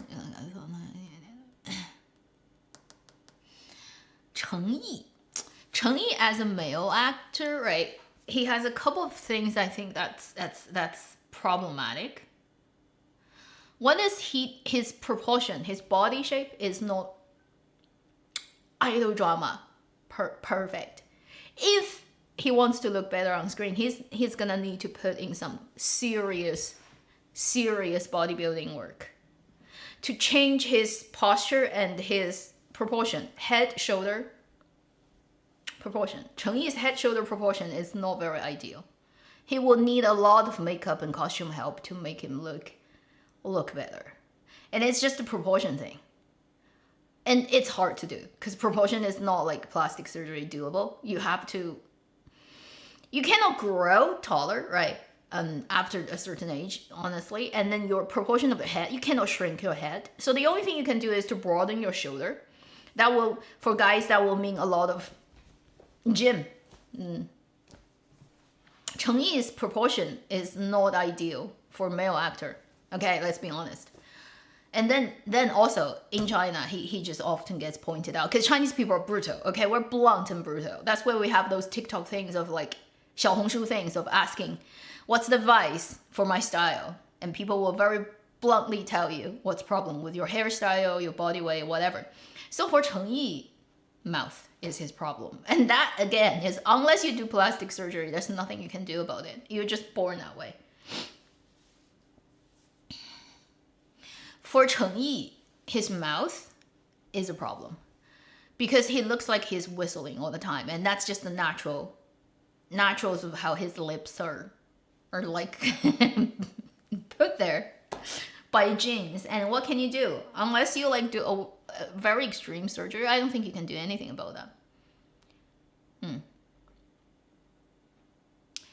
Cheng Yi's mouth, right? Some people say it's okay, but the thing is, these days there are AI generated image, so there are videos on China's internet really brutally just change Cheng Yi in motion, not just a picture. Like in his acting, they literally do screen side by side, which is changing his mouth to a normal, not whistling look mouth, like any other actor who has a normal, non sort of pronouncing looking mouth, just a normal lip, and then let AI generate those acting, and you see it side by side. You immediately can tell when he doesn't have that kind of whistling natural lips, it looks a lot better. It looks a lot less distracting. That's how I put it. It's like it's no longer having that 人民 voice effect on you. You can focus on his eyes and his acting, and you no longer get your attention sort of constantly dragged down by his mouth.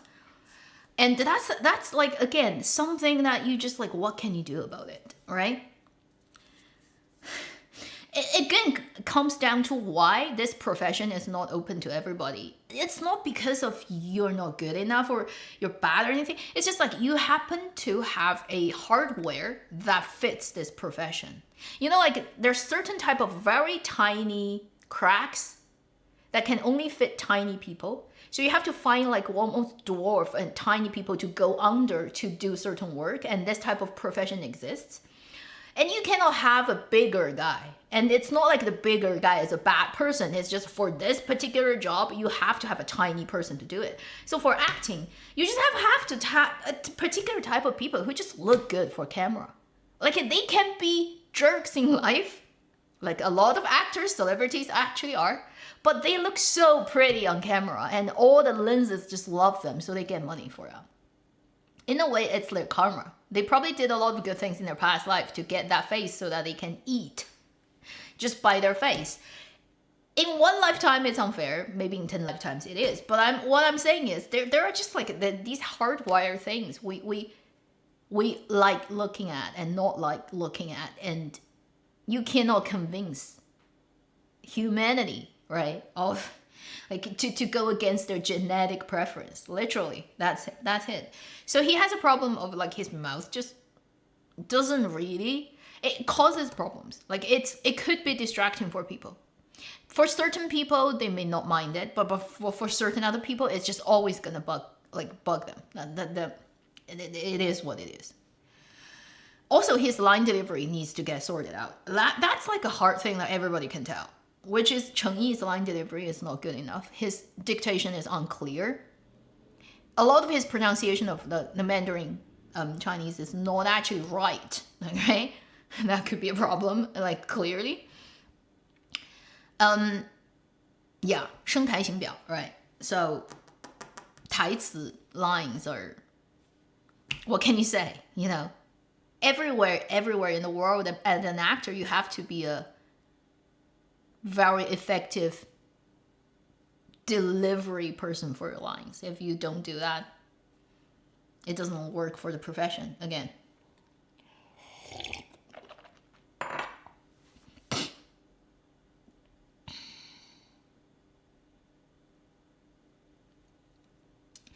Yeah, a general. So for all those girls, being a male general drama, that's why it doesn't sell, because it does not make sense. You cannot fake unless you have the physique. You know, historically, China actually had a couple of female generals in history that are real generals. Like they wear 30 kilograms heavy metal armor and be fine.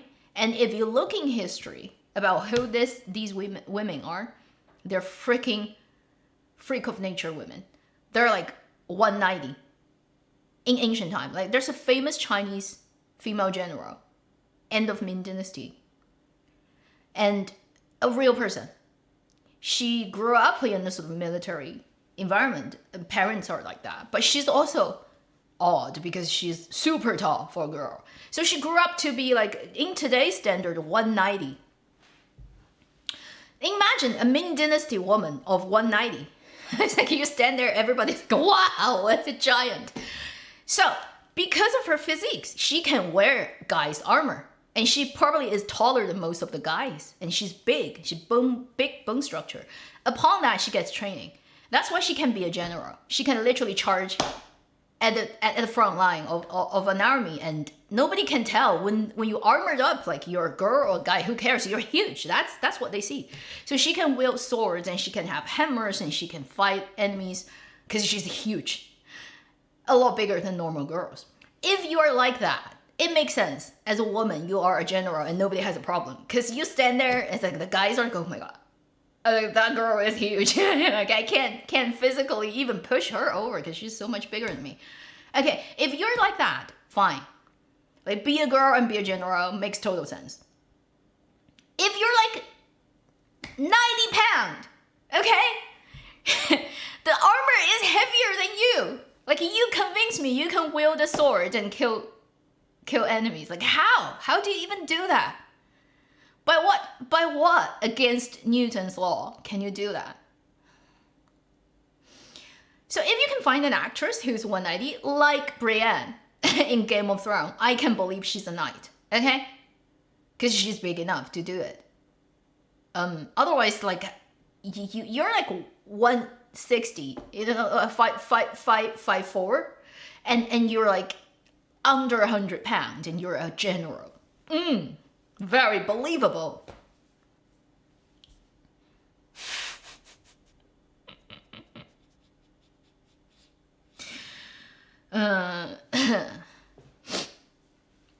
Yeah, so that whole thing is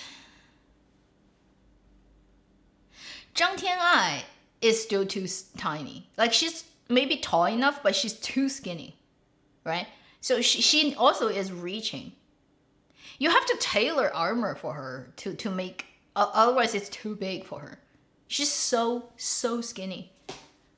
And also, for actually, honestly speaking, for most of the actor guys, even when they are like 185, 190, and they look like a general, it still only works for camera. It doesn't work for reality. For example, let's say Strange Tales of Tang Dynasty, Yang Xuwen playing a general of Tang Dynasty. You think he's tall enough and he looks like really good on camera in armor? Yes, but in reality, he's still too thin and too narrow for being a proper soldier of that period. If you look at real people who actually wear armor and get trained in the ancient armor, the general's body form, they are not like six-pack, like what you gym guys these days. Their body will be, they don't have clear muscle line on their, like there's no six-pack, and they have actually a really solid middle section. You even have a little bit fat, right, around your belly, because you have to be able to hold the armor. You have a wide waist circumference. You can hand things on it. And then you can, like, if you hold very heavy weapon and you train with it for decades, what would end up is your midsection is not going to be tiny. It's not going to be those gym shape, perfect, I don't know, like Korean idol body shape. It's actually gonna have quite a wide waist. You're not gonna have that line because you need to physically have the width and the thickness of your waist to hold all the weight of the armor. The body type needs to be that. So you don't have a lot of extremely beautiful line, and you definitely need like fat under your skin. It's not just all muscle and no fat. Real general in ancient time, right, with the training and decades of riding horses wearing armors, they're gonna have that particular body type that would work actually to make it look convincingly as a general. So any of those good-looking guy, like model-like actors with like really tall body, like 185 above, and then six packs and tiny waist, is actually far away from real general's body build of cold weapon era. If you really want to find an actor who, you know, the guy who played his superior. If you remember in Strange Tales of Tang Dynasty, first season and second season too, like he has a general that's above him that he reports to at the first couple of episodes. When he goes on the journey, that guy doesn't show up anymore. But For that middle-aged guy who's older than him, his body build is a lot more like an old time cold weapon era general who wears armors all his life. If you're wearing like kilos and kilos of iron and metal on you for like 10, 20 years, you're not gonna have a tiny waist. It's just not gonna physically hold you. You need to have a really strong, like a wide midsection to basically be able to just get everything stay up. If you look at that mid-age actor who plays his superior general, that guy's body build looks a lot more like a in real life general of ancient time than him. Yang Xunwen is too thin. He's too thin and too narrow to actually being able to make the armor functional. But he looks good on camera because dramas, you know, it's mostly for eye pleasing. It's not actually for does it work? No. In reality, your body build is not for, like Liu Yuning looks good, like tall and fighting, but then when you're like 190, you're not gonna be good at kung fu. Your center of gravity is too high. It takes too much effort for you to flip and somersault and do any of those things. It takes longer time to, and then you're not as stable. If you're too tall, you're not gonna be a good kung fu fighter. That's an end of the like physics. Okay, can't argue with that. If you look at all the kung fu masters, they tend to all be actually quite small. That allows you to move fast, nimble, and it just takes less energy for you to move anywhere, do any same action as the taller guy, right? So reality versus photogenic thing is like, it's just a different thing.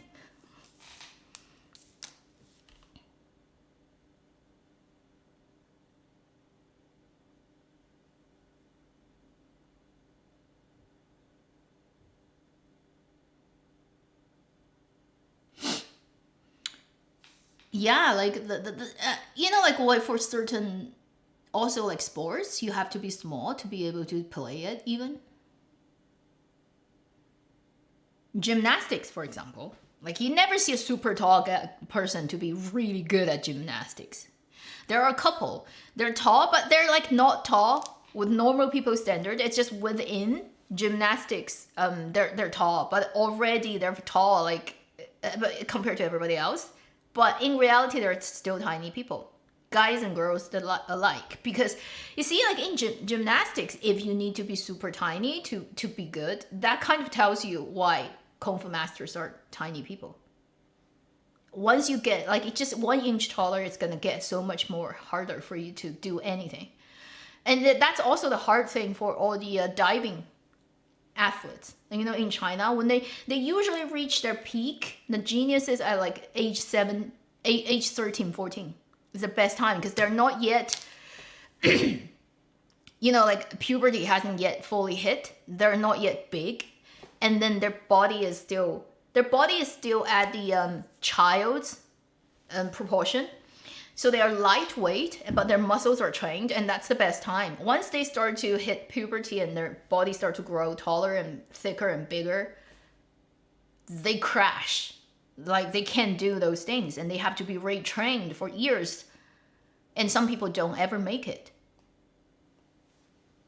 That's how yeah, somehow we got there. But what I'm saying is that in this world, a lot of profession just has those hard physics and standard you cannot argue with nature.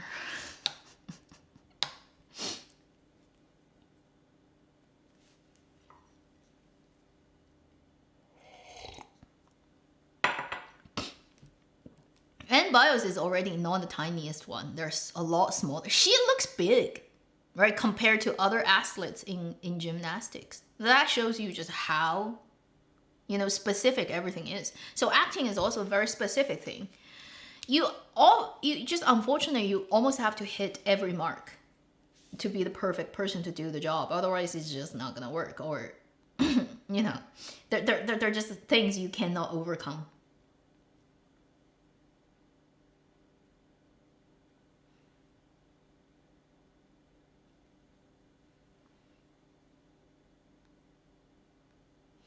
My parents are traveling to their relatives and they're sending me photos.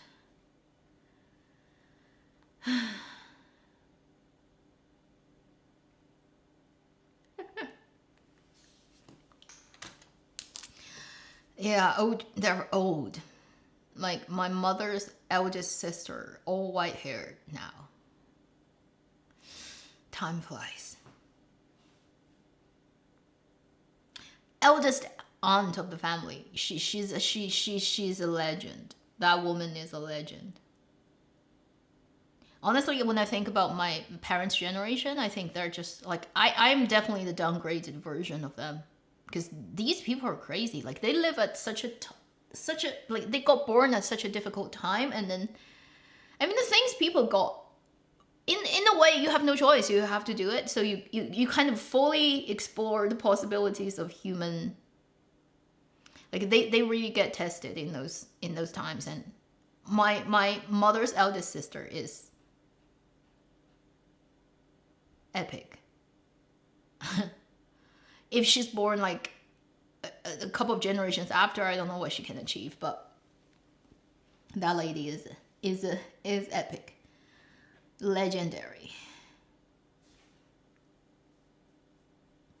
Guess what my mother's eldest sister, guess what she does like before she retired? She's 80. She's in her 80s now, so obviously old lady. I give my chat, like on my live stream, right? My channel viewers, I give you 5 opportunities to guess what she does for a living before she retired. See if anybody can hit. Did you watch 凡人歌? I watched a little bit and I was like blood pressure exploding on the edge, so I didn't continue. I mean, Wang Shan and Inta are both good, but I think Zhongwu these days they do too many dramas that are also very baiting. It's on the hot topics of what is like being discussed on trending hashtags in the society these days, and they milk it, and they over milk it too much. Jiang Xin probably could. She at least proportionally she looks like one. Although actually in real life she's not that huge either, but she's like bigger compared to other actresses.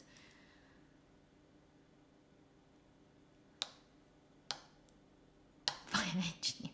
Well, like some people touch an ed, like a third, like just scrape by, but not exactly. No.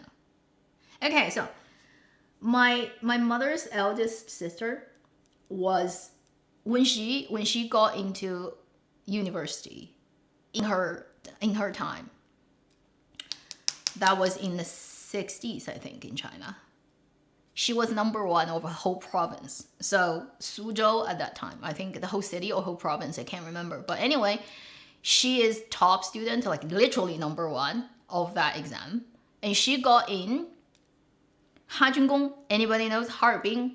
Military and technology, whatever university. One of the most prestigious. But also like if you don't have the right background, you cannot get in. Type of, but that's in the 60s, so it's different than now. Anyway, she got in that school, and which is in North China, right? Northeast, very, very cold, and she moved from south to north. Afterwards, she's in 航天部, which is Department of Astro, whatever, like how do you 航空航天, so whatever, and then she ended up basically designing missiles all her life. So she's a missile engineer. So physics is like nothing to her, right? She does physics in her head, and then her whole life basically she designs weapons of mass destruction. And the story of her is like when she was working her whole life, she could never take an airplane. She could never travel by airplane because of the nature of her job. She can only take trains, and she often travels with like secret, like high clearance documents, so she cannot take an airplane, and she cannot leave a country, so she never traveled outside of China's border. When she retired, she had 3 years of the period where basically you have to, like, you're still sworn to secrecy type of thing, so you cannot work for a certain, and you cannot go outside of China, basically. So that's my mother's eldest sister. That's incredible, right? And to me, she's just a lovely lady. She's like a lovely lady who cannot cook very well. She's extremely warm and kind, but then, you know, her job is designing missiles, so life is weird. And then she used to joke about a lot of things. Like, once, you know, like, she's retired for decades now, so she has nothing tied to the actual science now, so she's, yeah. But she would be talking about, you know, like, that war that happened, actually China sold that many weapons to that country. You know, like, that country that fought with that country, like, we sold missiles to both of them. And she would be actually telling us those type of stories long after it has any relevance, obviously. But it's just funny to feel like somehow you have somebody who's like blood related to you so close, yet what they do their whole life is completely in a novel, in a fictional setting almost, and you have actually no idea about what it is, but it just sounds cool. Honestly, what's cooler to me is like she basically she's the person who can answer any physics testing paper with 100 score fully and without any effort. And to me, that's like, but she's my aunt, so we share DNA. But how does that, like, I cannot do any of that. I look at those, like, you know, those hateful physics questions when you have a surface, when you have a card on it, when you have a block on it, and then you have somebody pushing it, and it's telling, like, it's asking you where it's going. That type of question, my brain can never compute that. I was like, well, how do you even start thinking about that problem? So I have this, like, I look at people who can do physics and mathematics really well in their head, like, what are you? You know, what species are you?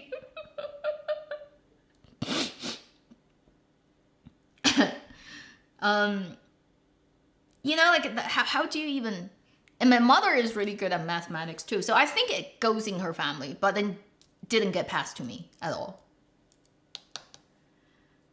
Didn't get passed to me at all. Mathematics. My mother is really good at math, like biochem and math. My mother is like 100% score person too, which is like, how do you do it? My mother said, this is simple. I'm like, no, it's not. How do you do it? Totally, like, that genetic totally missed me. Very unfortunate. And my like my aunt is, if you think her profession is crazy, the guy she got married to, like, himself is a very handsome man, but he's not a very capable man. He's just good looking. But he has a family background that sounds like espionage novel.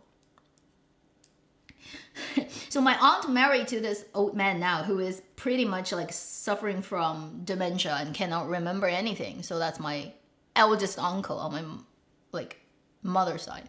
That guy's family background is a truly drama-worthy script.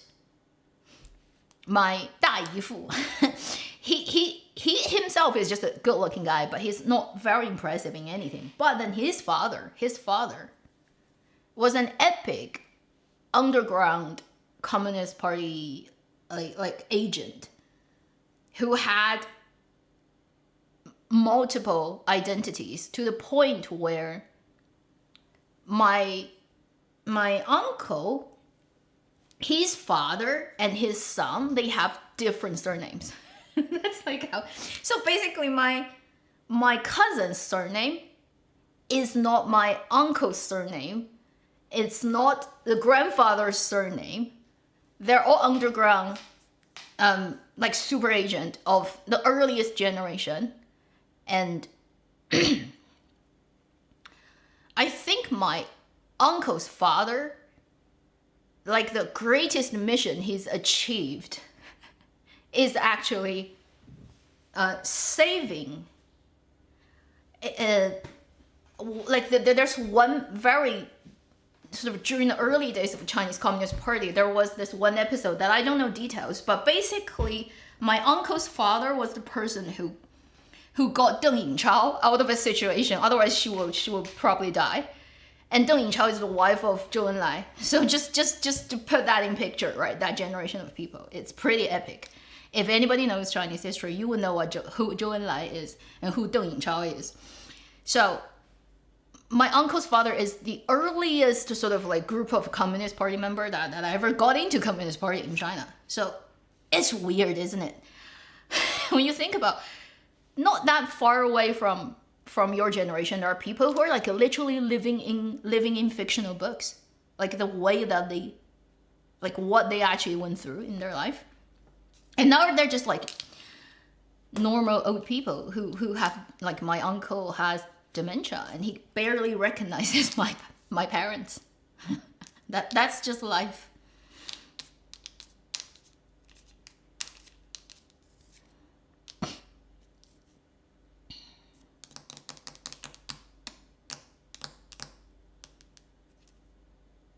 You know, 6 degrees of things. So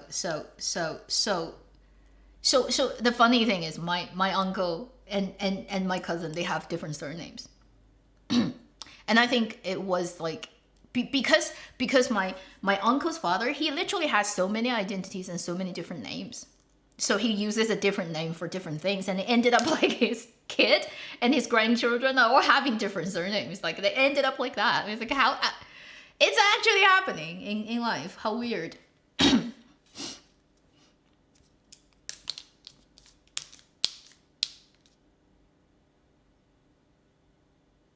Wow. Nuclear chemist. Holy. It's like, that sounds intense. I don't have actually, cousins are all very normal people. Nobody is epic, and if anything, they're underperforming so much compared to their parents. My aunt is like an epic woman.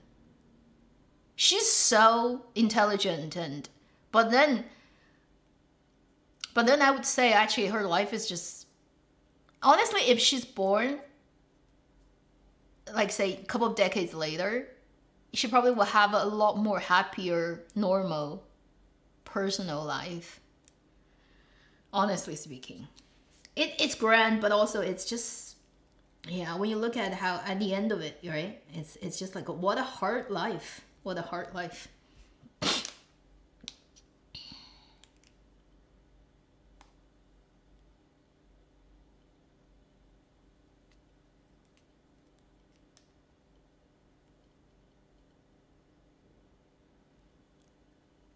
Wow, 6.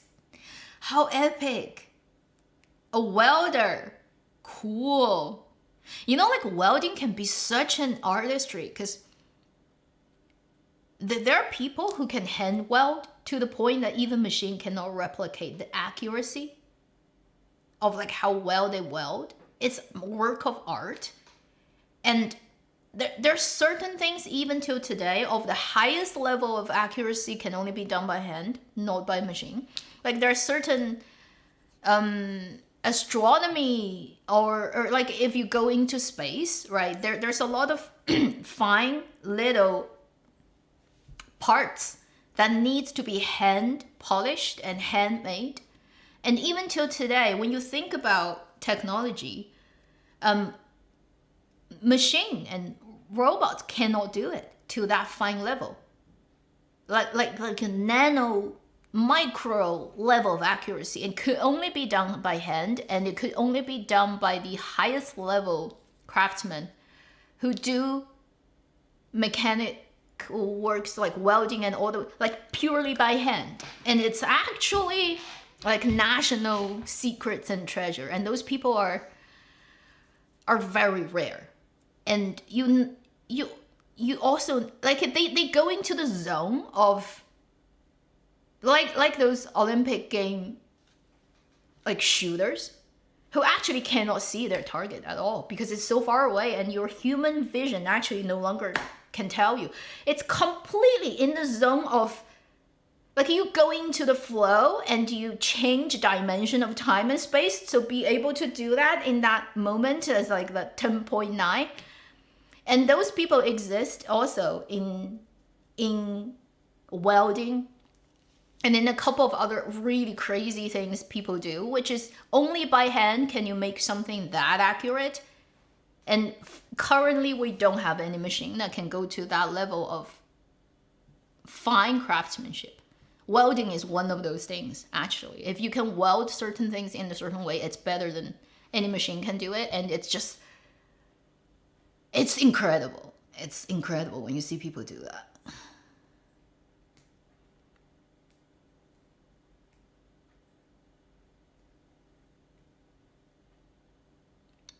Love of Nirvana.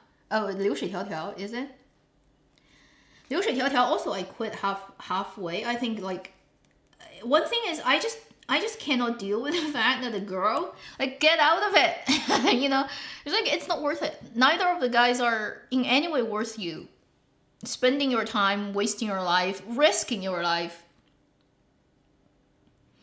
I cannot convince myself to keep watching it because I just feel the female lead is like, why?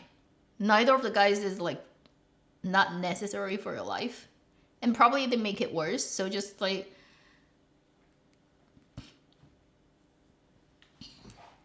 just because I'm a little bit interested in you does not mean I have to like somehow it puts me in this position where it's just fine for me to keep giving to that level, right? When your life is constantly being threatened or literally by being in a relationship with them, what's the worth? Like, what's the point? I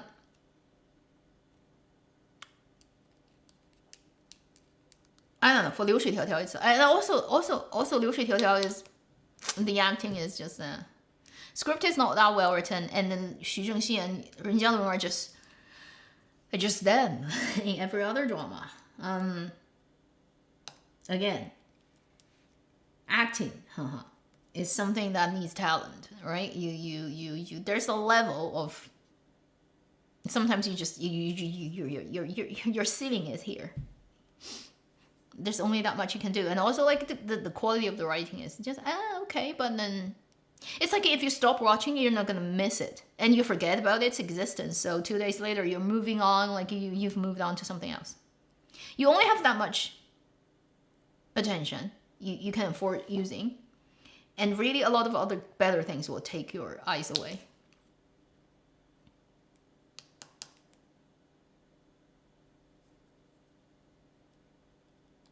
Physiognomy. What is that? Physiognomy. I have no idea what that word refers to. Can you do a tutorial on 融化? I haven't done it for a long time. I stopped doing it. One thing is because it's fun, but it's extremely time consuming. It's like doing one is like 8 hours. Literally 8 hours sitting there, not moving. And I'm not kidding. It's not even a complicated one. It's a simple one, 8 hours. Another thing is it's extremely tasking on your hands. It's really painful. Like you do one and your hand is like need resting for 2 days or something. It's extremely painful on the knuckles and all the tendons.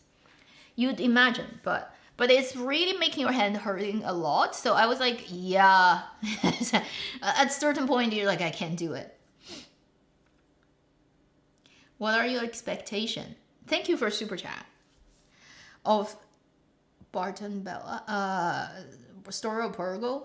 I want the story to be watchable and want the acting to be not embarrassingly weird, and that's it. I don't want any like that's how.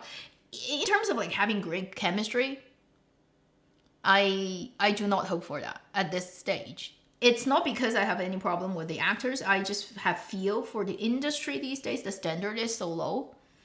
Most people who are doing things, they have no clue about what they're doing. So if you don't have a good enough director, you're not gonna get a good chemistry working out of these people who are not not natural talented like geniuses of acting. You know why Devil and Fairy and Devil worked? Because that director is a bloody good director of eliciting performances and understanding what makes audiences and also characters tick. And he didn't get job after that. I think after another one, he hasn't been directing for a while. The director of Fairy and Devil and also of the Falling to You, He's actually a pretty good director. He understands how he's very detailed, and he understands subtlety. He understands within the two characters' relationship. If I'm filming this scene of them and they're doing this conversation, and at the end of the conversation their relationship needs to move from point 1 to point B, that tiny, I need to take a call and no.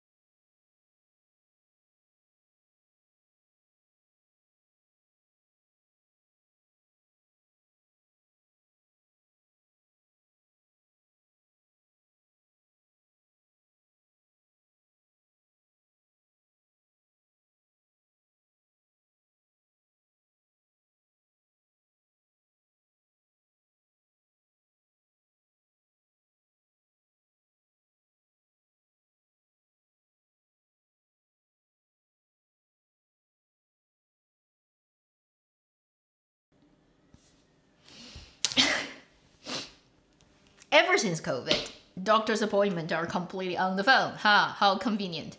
I was getting test numbers back. So, good. Dude, somehow it just happens on Halloween, hey?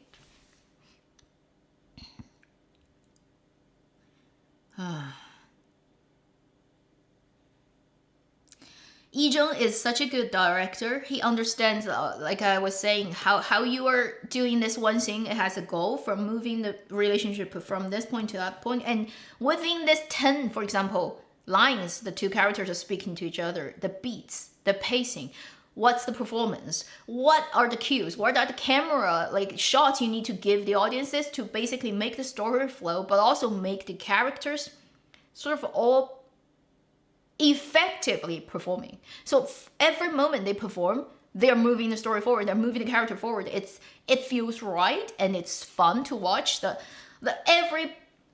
have to basically understand how that works, and you'll be able to tell the direct actors, and if they're doing something that's wrong and not fitting, you immediately adjust them, so that when you put all the footage together, it makes a coherent narrative. Lee Jung is a director who understands that. If something's wrong, he will come out and say, we need to do it that way so that it works. A lot of people have no clue. So the good director understands that, and that allows the fairy and devil kind of story to work, because he knows when to change the actors. Like, you're not doing it right at this moment. The beat is wrong. You didn't give me that reaction of that shot. It's a bit off. You need to switch that. He would talk to the camera person, and they all work together so that eventually when you see the cut together story, it just flows and it makes perfect sense. And a lot of unprofessional directors, they have no clue what they're doing. So you end up with footage that when you edit together, it's like, what am I looking at there? There's no coherent thing flowing at all. And then this director just doesn't get that many work offers, because probably he knows how to do it, and he becomes annoying. Because there are a lot of people who actually have to say at the end of the day about what gets made and not. They don't give a shit to storytelling. They don't want to follow the rules. They just want to do whatever they think is fun, and they don't understand how this works, but they control and they have money. So they hire people who would just be a puppet to do whatever they want to do. But then they sacrifice the story. They don't understand what storytelling is. And the people who actually, say if you actually understand storytelling and you know this sequence needs to be shot this way, but then some other people come in and they inject and they force you to shoot it that way. If you really care about storytelling, and you just can't see, it's like a chef who knows here you need to add sugar, but then that person comes in and say, we need to add salt. And you're like, it's not going to make the bread, like you want. But then, I don't care. I hire you. You do whatever you do. And the chef is like, I'm not doing it. Go and find another one who is your puppet. So for those better understanding how to do it professionally directors, they don't get jobs these days. That's why this guy, after a couple of dramas, he hasn't been directing anything for a while. I guess it's because actually he knows how to do it. That's why he cannot be faulted and he cannot be argued and talked out of like reason. Therefore, he just doesn't get offered anymore. How pathetic it is.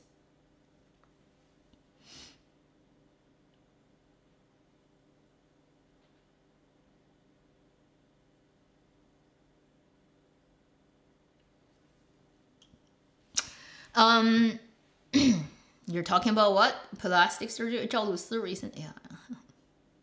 She changed so much. Like in recent year, right? She had so much changes happening to her. You can still tell it's her, but the overall vibe of the person has changed a lot. I still think she looks best back in the days when she was in that celebrity 运动会. There was the game, you know, all the celebrities, actors, they go to like literally like shooting arrows and doing gymnastics and competition. Like she had like back in the days she was like doing the arrow shooting before she had all those crazy things done, and she still has that full crazy hair and the like really bubbly teenager almost energy, like an 18-year-old energy. Do you still remember 赵露思 back then? That was the prettiest time of hers. Like that reads like a really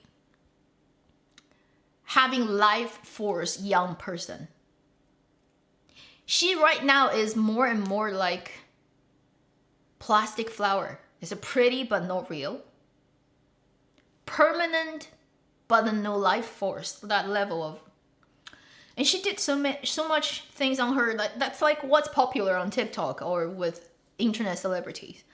But it actually doesn't respect first is if you're an actress, your prettiness in a way needs to be in a particular type instead of being, say, internet celebrity or streamer. Like if you're a streamer, your prettiness needs to be in a particular way that works for the streaming, like screen and camera and lighting and image selling really. But if you're an actress, it requires another type, and it comes down to, in a way, really, it comes down to your, now it's going to be very politically incorrect again, but it comes down to your knowledge of the world, of history, of aesthetics, and also a level of foresight. You need all that to understand if you are an actress. You have actually a different route ahead of you. If you want to do all those plastic surgeries and you plan them out, you can do that for sure, but it has to help the actress's future, not the celebrity, internet celebrity future. And they are two things, completely different. But the funny thing is, her main anchor in the business is still being an actress, right? You need to be in dramas. You need to have that exposure. That is the foundation of having any commercial value, getting brand dealership and internet following. On the other hand, she is basically sort of like doing all her sort of touch-up things to make herself look more and more like a internet celebrity. And it's not gonna work, basically. She you know, that like what you're doing is not really servicing the foundation of your, basically your position in the industry. And if she fully becomes an internet influencer, she would like what is her edge against all the other influencers, right? You don't really have one. The only thing that makes you stand out is because you're an actress, but then you're not doing what is best for being an actress. So it's like you literally slay the chicken, and then your golden eggs will be gone for the future, right? yeah, so everything she's done recently, right, is making her losing her recognizability, her uniqueness as an actress. I'd say for any actor, being unique and irreplaceable is always more important than being pretty. Pretty can go. In 10 years' time, pretty can change. Kardashians had the hips and then they take that out. You know, like, but if you do something permanent on your face, you can't go back, right? So pretty can always be dressed up and change. And it's just like, it's just so sad.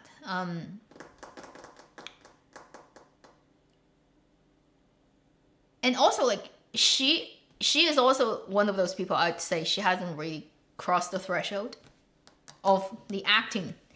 If acting is a hall or acting is a temple, there's a threshold. She's still outside of that threshold. She's not even crossing into it. For the four pool people talk about these days on China's internet, one is her, one is Yu Shuxing, another one is Bai Lu, the other one is Yang Zi. Somehow Yang Zi ended up there, right? I mean, Yang Zi was most experienced, and she would be in the temple. But then she's like she's like literally doing things to kick herself out, which is. But she was once in there. Okay, whether she's still in there is arguable, but she's in like a long time ago, and then it got weird. I'd say Yu Shuxing is in, but like very close to the threshold, so it's not very inside of the temple. She's like crossed it, but she's like standing right next to the door. Zhao Lusi is not in. She's like on the outside. Bai Lu is 10 steps like outside of the door of the temple. That's my opinion about those 4 girls in terms of acting.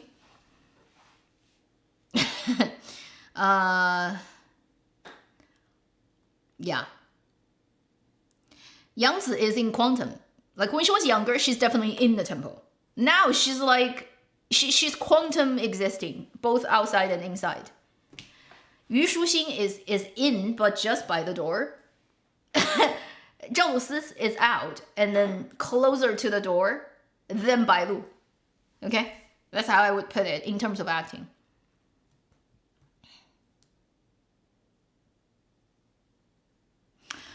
Yu Shuxing actually knows what acting is, I think. But depending on, like, okay, I just trust my feeling. Because if you look at some of her early stuff, like really early, before she got into iQIYI, iQIYI's idol thing, she did a drama with that guy, Liu Yichang. In that drama, I can tell she actually understands what acting is. And that was long before she did any of her beautying up and looking, you know, like these days she's so conscious about having, right? That was long before that. And in those early days, I can see that spark, which is I think she actually understands what acting is. But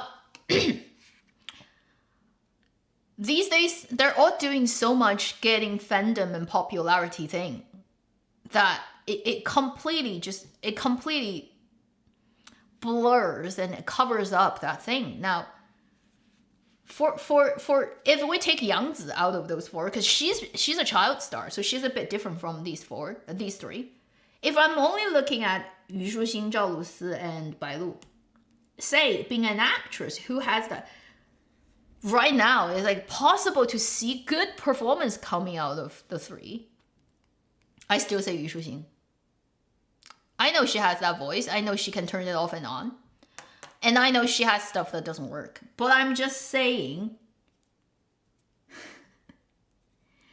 if I am the director and I have to pick between these 3 to do my drama, I'll pick her. Okay? So these are the only 3 choices. And in terms of having the highest possibility of actually work out a watchable performance, I would pick her. Not saying like I'm happy with it, but I'm just saying in comparison. And then in terms of Yang Zi, she's so quantum. I have no idea. She's so quantum. She needs to figure out a lot of things other than. Yeah. I'm more worried about Yang Zi is she's done so much. She's done so much that eventually it's gonna be the situation where even she wants to do certain things, she can't. Her face is just no longer. Her face cannot do those things for her anymore. Even if she figure out some of the pitfalls she's falling into in acting. Even she climbed out of it, like sort of regained early days focus on what being an actress means. Whether her face will still allow her to do it is a problem. There are things that are irreversible, you know? So what can you do?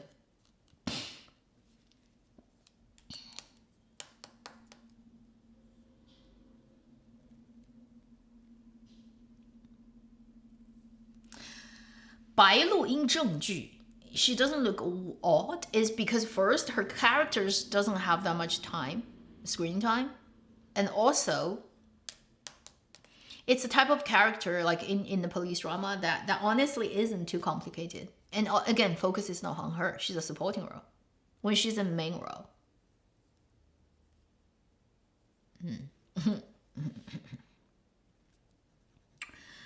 Yeah. I it's just my opinion. Okay, in terms of the tempo thing, right? She's very far away from the threshold of even walking into the temple. That's my opinion. So those are the 4 girls. Oh, I said 2 hours, but already it's 2.5. Let's just do a little bit more, like 15 minutes. Anybody who want any other dramas you want to talk about? Recent ones, okay, older ones, I've talked about them already. So some people are asking 微暗之火. That's quite a while ago. Did a little bit, didn't like it. I think I talked about it briefly in a couple of months ago chat, but like I said, Zhang Xingchen doesn't work on me. Okay, it's a pity, but Zhang Xingchen is somebody I cannot get. I've tried multiple times, and now I have come to. I've made peace with the fact that I probably will never get him.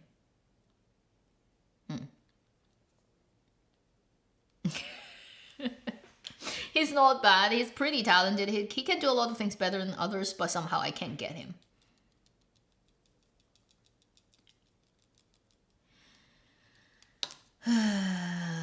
Goddesses. Bing Bing Zhou Yun. Zhou Yun. You mean Zhou Yun? Do you mean like Jiang Wen's wife?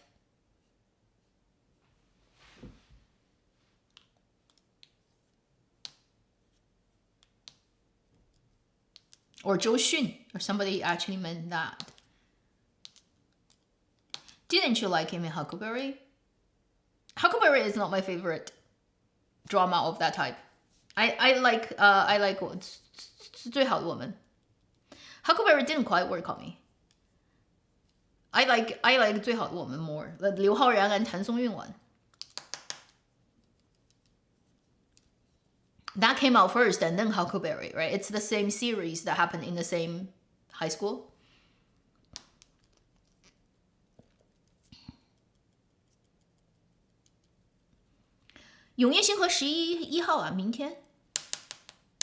Love Game. Love Game is tomorrow. Pearl Girl is tomorrow too. I think both are 11/1. I have one problem with these period drama these days. It's like the makeup looks so ridiculous. Like the 永夜星河, it's so internet makeup these days, you know? Like Yu Shuxing's eyelash and all her like, I'm like, what the heck is that?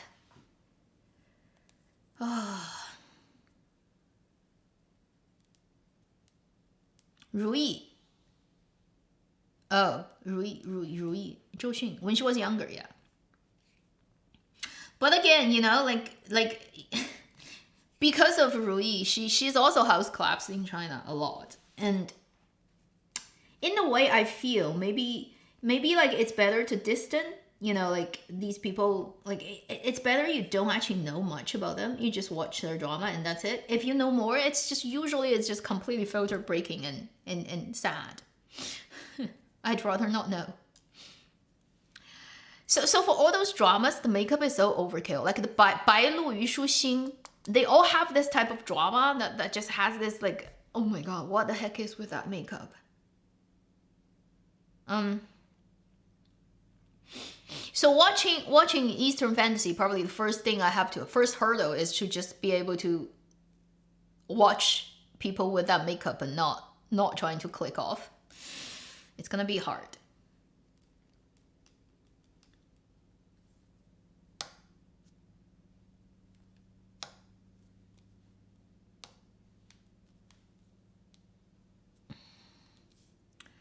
Hu Yitian, that one.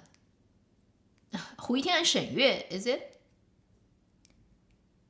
Honestly, the only time I managed to get Hu Yitian in any drama is My Roommate is a Detective. I never really managed to really get him with any female lead. I'm sorry, but I only ever got the chemistry between him and Zhang Yunlong.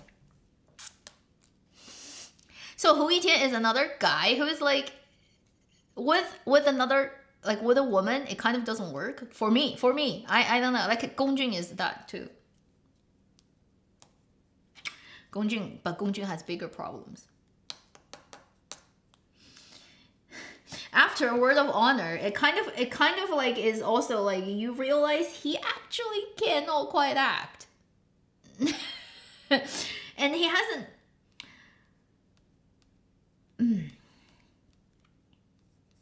people around him is not telling him the truth. Because if you look at certain interviews he's done, it's funny to see him talk about people call him and congratulate him and saying his performance has, like, at least that's what he says in interviews, saying what his performance in Hu Yao Xiao Hou Niang has improved. And at least I feel like he's serious when he's getting those interviews and saying that. And I'm like, your friends. First, they may not be your friends. They're totally telling you lies. And they want to get something from you. Maybe you should just distance yourself from those so-called friends. Get a mirror. Get someone who is not afraid to tell you what they really think.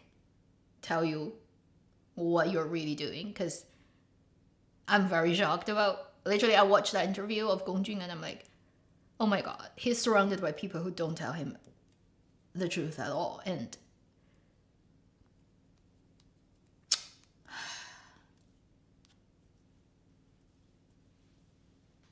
if he can tell himself that he's not doing proper acting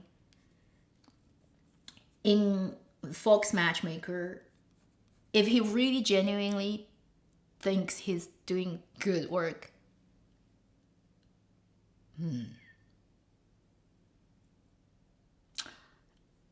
end of career. He's not that young anymore, and he's not the prettiest. He actually has heart problems with his facial muscles that doesn't smooth out when he does facial expression. And again, like I said, you're either born with a face that looks good on camera or not, and it's just like not arguable. Light doesn't follow your rule, it follows physics rule. And so many younger people are gonna come up, right? And it's gonna 前浪拍死在沙滩上, okay? The later wave is just gonna destroy you. If that's what he really thinks about his acting, I'm like, he's gonna disappear and become irrelevant in 3 years' time, 2 years' time, really. That's how bad it is for him. Everything after Word of Honor he's done has flopped. Everything. Every contemporary period drama. If that many failures still cannot prove it, like if you're investing in stock market, like this company is already dead. It's already off the market. It's already been kicked off like a long time ago, right? He's gotten so many opportunities to prove, but he hasn't. And if he has that level of... illusion in his head about who he is and what he's doing, then in 2 years' time, he's not gonna be in any leading roles. He's gonna disappear. That's like how bad it's gonna be. The industry right now is so bad. It doesn't have projects, it doesn't have money, it doesn't have anything. Even the best of the best don't get offers now, and it's like, yeah, good luck for you, okay? You're just gonna get so destroyed. 会好看吗? I don't know, 属井人家. I wouldn't put high hope on it.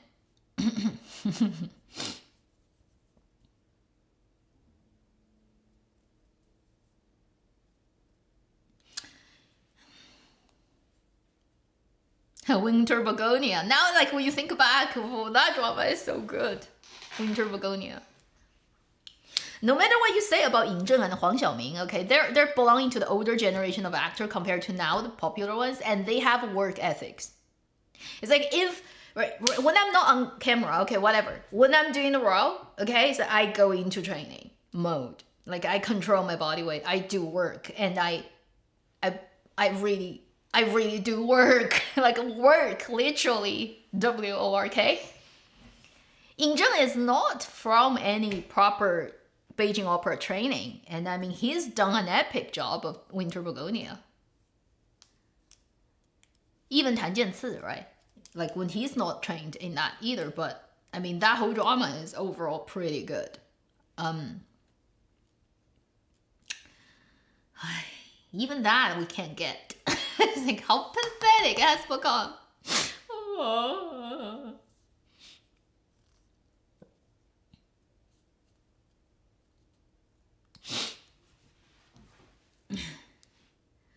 肖战、王一博, yeah.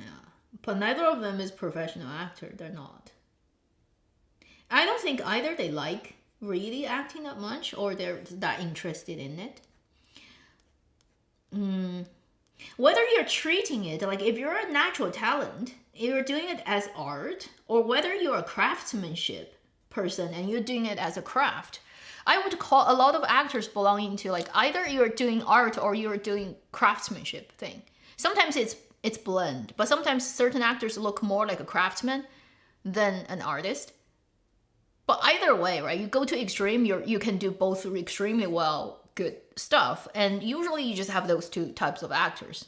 In terms of like getting to the top and being recognized as like perfect, like or the top actors, you either are the craftsman or you're the artist, but these like people, they're neither. Yeah.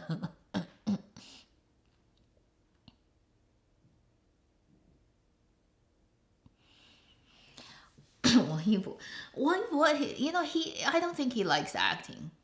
He would much prefer skateboarding, street dancing, leave me alone. These three things.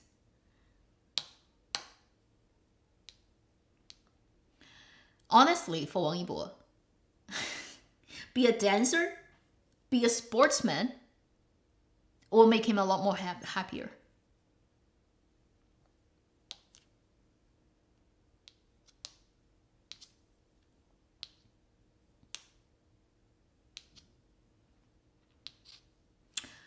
Hugo, I don't know. Hugo doesn't need any work, right? He just like whether he does it is up to his like whether he wants to have fun. But then he also has a recent episode of even when he's not in the drama, he gets hated because of that female Nightingale drama. The male Nightingale nurse drama title. It's just so ridiculous. The whole thing. It's like what the heck. 麦托. Yeah. I watched her channel grow really fast. In the early days, I still chat with her about stuff she makes. Overall, I think she's reasonable. Occasionally, I don't fully agree with her, but she's overall like pretty reasonable Bilibili reviewer. Although that type of video, honestly, I can make. I can always make them so easy, but I don't do it on Bilibili at all. Like not showing up my face and just talk about these things. Honestly, if I want to do, I probably can do a really successful one. But I just find that whole sort of community of renting, right? One hand, I do it on my channel on YouTube too, but on the other hand, I say like I don't need to add on one more on Bilibili, because everybody complains about Chinese drama, and they all do, like they're all complaining it, and I feel like honestly I cannot add more to it, although I can do it, but I'm like, yeah, what actual extra value? You know, I basically is just wasting everybody's time and repeating what everybody also is saying, which is like these things are all crap.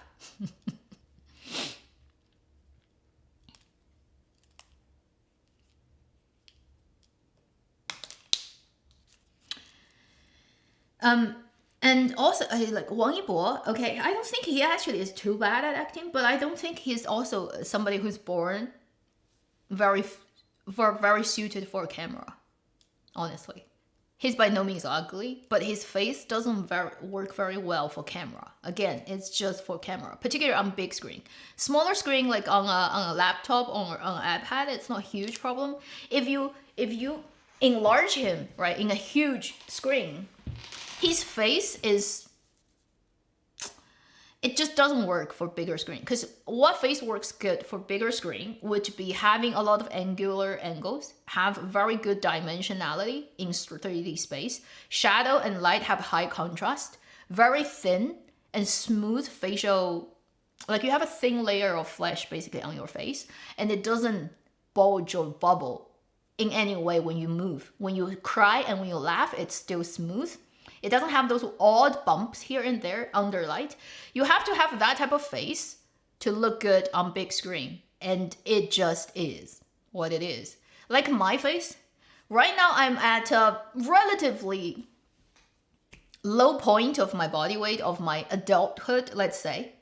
Even when I'm at this weight, you can see all the, see those like, see the lines of muscle and flesh. Right, so this is the type of face that doesn't work for camera. In reality, if you look at me with your eyeballs, it doesn't read this like clearly, those lines at all. But on camera, it comes out extremely clearly. So one face type is having, like when you move, you just don't have any of those lines, and it looks perfect on screen. Now for Wang Yibo, he also has very smooth face, but he lacks structure. It's like you have to have like cheekbones, nose, forehead, eyebrow, like all those lines to be strong enough. Like the bone comes out with a more angular like structure, so that in light it has interest. It has visual contrast of light and shadow, and it has that when you turn under a light, right? It just makes it like your eye gets caught by that. And then if your face is like a balloon, it doesn't react to light in that very way, then it doesn't look good. You know, like you can, this again, it's like this profession just requires you to look good on a camera lens, and then your face under whatever lighting condition looks good. And that's like, you either have it or not. You know, there are people who have no 死角, 360度美人, right? 360-degree beautiful person and no dead angle, which means however you lit this person, from bottom, from top, from like high contrast, low contrast, daylight or candlelight, broad daylight, middle of the day, top light, really bad, they still look good. That's the type of face that works for this profession. Most people are not. It's like genetic lottery. You get it or you don't. Or if you're not perfect, but then you have this one thing that makes you stand out that nobody has. You have like extraordinary eyes, for example, piercing, beautiful eyes. Even if you have like other things on your face that are not perfect, but those eyes are like every 1 million people probably find one pair. Maybe that can help you stand out too. Otherwise, you know, like this business is just, I remember like olden days, my film study teacher would always, like the first thing he said in our film study course is, filmmaking or like any. It's a physical medium. You always remember that. It's a physical medium. It's physical, like in every sense. In dimensionality, in space, in lighting, in blocking. It works in the physical system, it looks good. It doesn't, like if you, like you can't cheat it.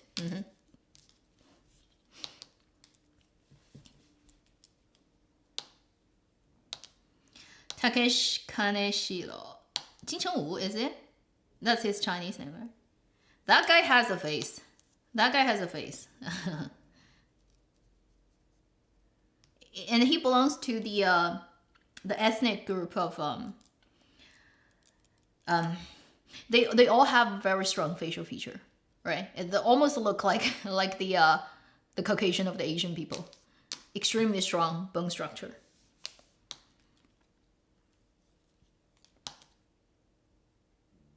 Yeah, Bollywood. I agree. Like so many Indian actors and actresses, Indian actresses are. You wouldn't say their faces are perfectly proportioned, but often they have those eyes that are just like, you know, it's like they shoot out light and they grab on you and there's like hypnotizing, mesmerizing, huge, impressive eyeballs. There's so many Indian actresses who are like, how do humans have those eyes? Oh my God. And they dance. Also, like India has this tradition of extreme dancing. Let's be honest. Traditional like Indian dancing is so hard. It's like you have to have a horse level leg to be able to hold yourself in that position forever and not stand up straight. It's because your muscles are constantly like in that position and you have to do the whole dancing and super stable. I'm like, those legs, how do you even get the muscles like, oh my God, how? And those girls are so good at dancing and they keep doing it, right? So many Indian actresses are having those eyes and then their dancing skills are incredible.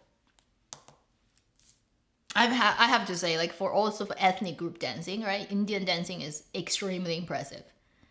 Just the hardcore level of a workout you're gonna get doing that. And I don't know, like I see them training and I'm like, how do you even, your thighs will be burning like all the time. It's like a torture. I feel like it's more torture than ballet because yeah, it's like a thing like on your feet, right, on your toes. But Indian like that dancing is like feels like it's worse than Kung Fu 蹲马步.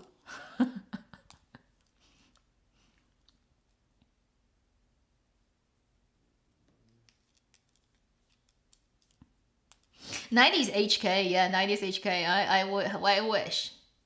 I wish we can go back. Just pick anybody, right, from HK. 张卫健, 古天乐, 张智霖, 钟汉良.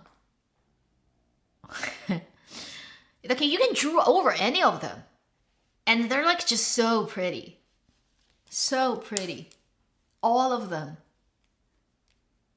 And a lot of them are not just good at acting. Not everybody, but some people are great dancers, some people are great singer too. I mean, even Zhang Xueyou, let's be honest, he's a great singer for sure, but he actually is a brilliant actor too. He just doesn't act that much. But Zhang Xueyou, when he actually seriously pulls some acting, he's like impressively good. Impressively good. Obviously, he's best known as the god of scene, but you know, he's actually a really, really good actor too. Yes, that meme, yeah, is the best one, most used one. Even older ones, like think about the brothers, right? Dongsheng, he and his two older brothers. When they were young, they were like so good looking. Better looking than any of those young idols these days.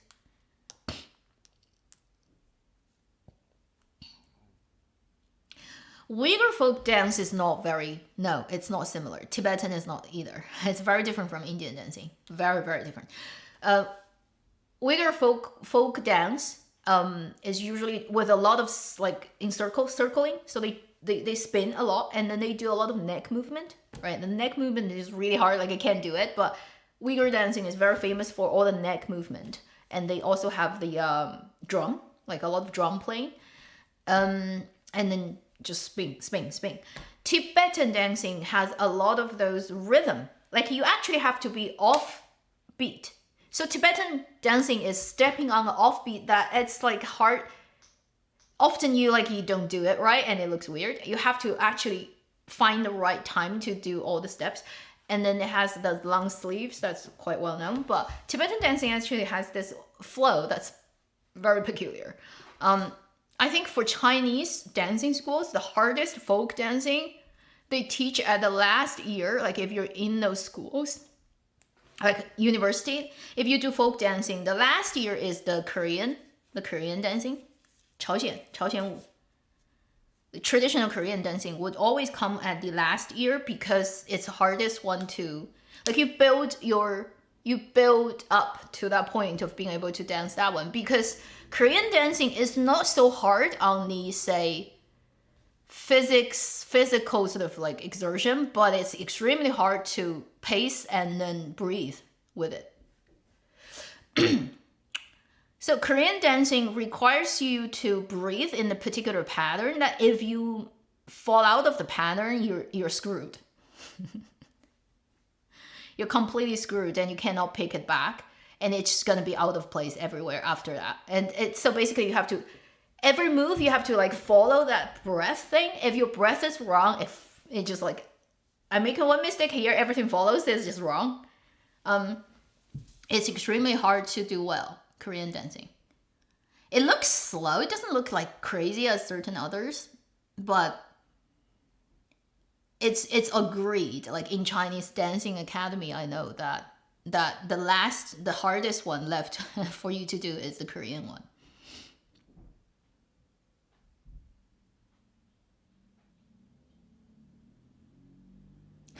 Wedding dancing is pure chaos. Wow, it's almost, okay. A couple minutes and we're gonna be gone. It's already 3 hours. It's crazy. Time flies.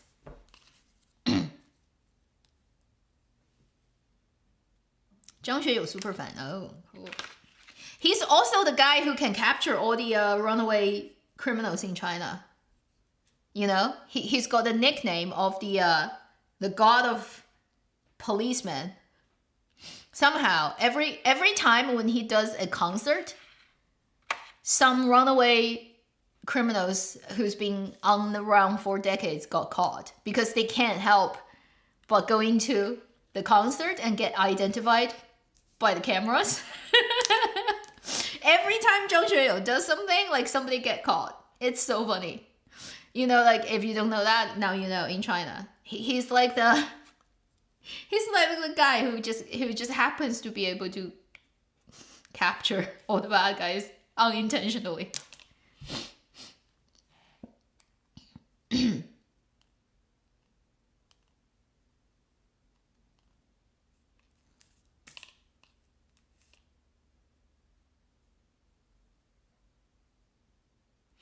Yeah, the wig dancing is like you have the hair, right? And then when you spin, and they all fly.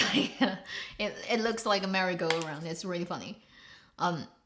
You look at Dilira, her dancing. She's done a lot of those on variety shows. You see, she's pretty good. Like all the Xinjiang girls are very good at it. Like they all know how to move their necks. I don't know why, but Naja, Dilira, they all do it really well.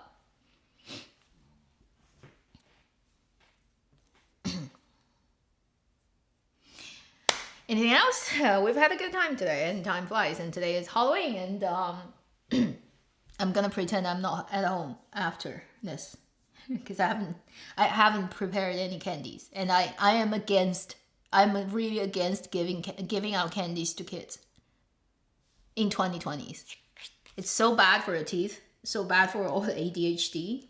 So bad for potentially setting you up for the rest of your life having diabetes and have overweight problem and high blood sugar and all the inflammation that's going to come with it. And not to mention, so many candies these days have a huge amount of additives that just is ridiculous to be in there in the first place. Colorings, emulsifiers that destroys your gut lining and set kids on fire. Like, so many children get like cranky because they ate too much candy. If they get a candy cut out, they become normal and normal acting kid. But if they're on sugar high, then when they drop off the sugar high, they go crazy. They tear up the house. It's like hacking chemistry. And unfortunately, the world right now is just having too many people who ate too much energy, too much calorie, and it's bad for them in every sense. So I just feel really bad for giving out kids candy in this way. It's just me, but I think it's just such a bad thing. You know, why can't people change it to Halloween give out fruits? Maybe that would be better. So you can only give out natural fruit, like apple, orange, banana. I mean, that would be better than giving out candies. Although, you know, too much fruit is also not necessarily the best thing, but yeah, I've also seen like people actually put stuff in it, which is, I mean, okay, you may be able to check if there's a needle in it, but say if anybody lays it with something you can't see. I mean, who is going to be responsible for that? It can get to that level of craziness, right? Some people, if they're just antisocial, they're going to put poison in the sugar. What if they boil it, like, and then coated it, and it dries out, and they wrapped it back, and so you can't see? You don't have a chemistry lab at home to test everything. It's pretty over the top, but it could happen. I'm never gonna, if I have kids, I'm gonna just go to other strangers' place and get candies and eat them. I'm like, don't do it. Not worth taking the risk. You never know if your neighbor is a serial killer. It could well be. And they could be your neighbor for 2 decades, and they just know you're lucky because you're their neighbor, so they can't kill you because, you know, that would be too obvious. But you know what I mean? You never know. Fruits are too expensive. Not really. Like if you buy like in bulk. I mean, it would be sad if it's all apples, but you know. 糖葫芦. 糖葫芦is sugar-coated hawthorn, right? So it's like sugar-coated crab apple type of situation, which you can take out the sugar coating. 麦芽糖. Malt sugar, yeah, but it's so messy. You know, it's so messy. It's also sugar.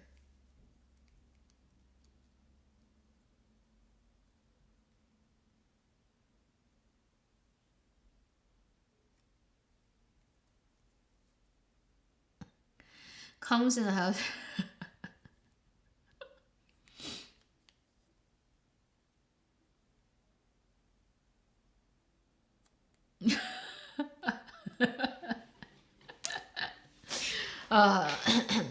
Yeah, so yeah, because being a Chinese, you know, I never understood Halloween. Like, it doesn't compute for me. It's like, why would you have, like, in the cold season, have a holiday that is like ghostly, dead, zombie, skeleton, spider, blood.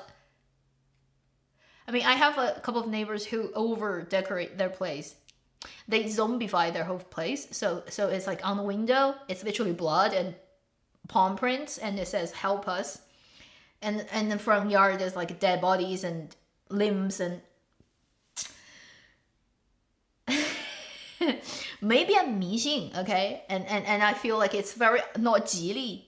But it's like as a Yangjian person, as a living person on the yang side of the existence, I'd say welcoming so much yin energy in the cold season is like not a very good idea overall. It's just me, okay? It's just me. I just feel...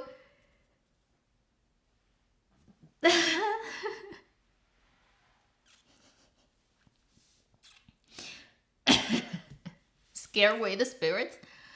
I say if the spirits are scary looking, and then you dress up like them, then they are not gonna think you scary looking. They're gonna think you look the same as them, and they're gonna come and be even happier.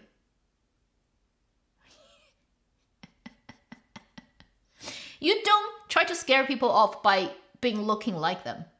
You scare people off by not looking like them. Right.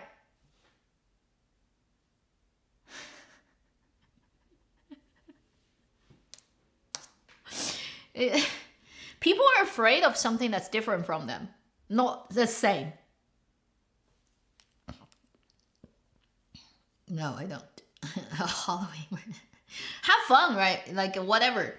It's all fun. Like pumpkins are cute. I mean, cats and bats. I mean, I have no problem. But sometimes like zombie and like skeleton and blood is a bit too much for me. Like why? It's just me. Okay, I don't quite figure like why that is. Like and yeah. Maybe people just want to dress up and have parties. Like at the night, like you dress up and. Also, every year, like parents have to make costumes for the kids, right? And I just feel that's such a waste. You have to buy materials, right, and fabrics, and you have to like sew them up, and it takes so much time, and you just wear it for one day. It's like it's not like some dress you can re-wear. Kids grow up too, so next year probably not gonna fit them anyway, and just sort of polyester. Fake plastic, like oil made bad materials that's like wrapping up on the kids and for one night. Because I do a bit sewing too, so I know like what people buy, right, for materials to make costumes, and they're so bad. It's like such cheap bad fabric. And just by touching them feels like you're gonna get an allergic reaction.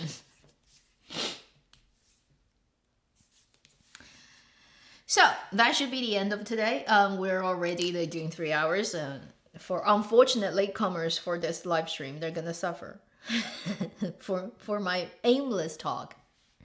And for everybody else, if you're still in daytime, have a good Halloween, have a good party. If you have a party, be safe, but have fun. And for people who are already sleeping, happy November. Already about to go to sleep. And let's see tomorrow.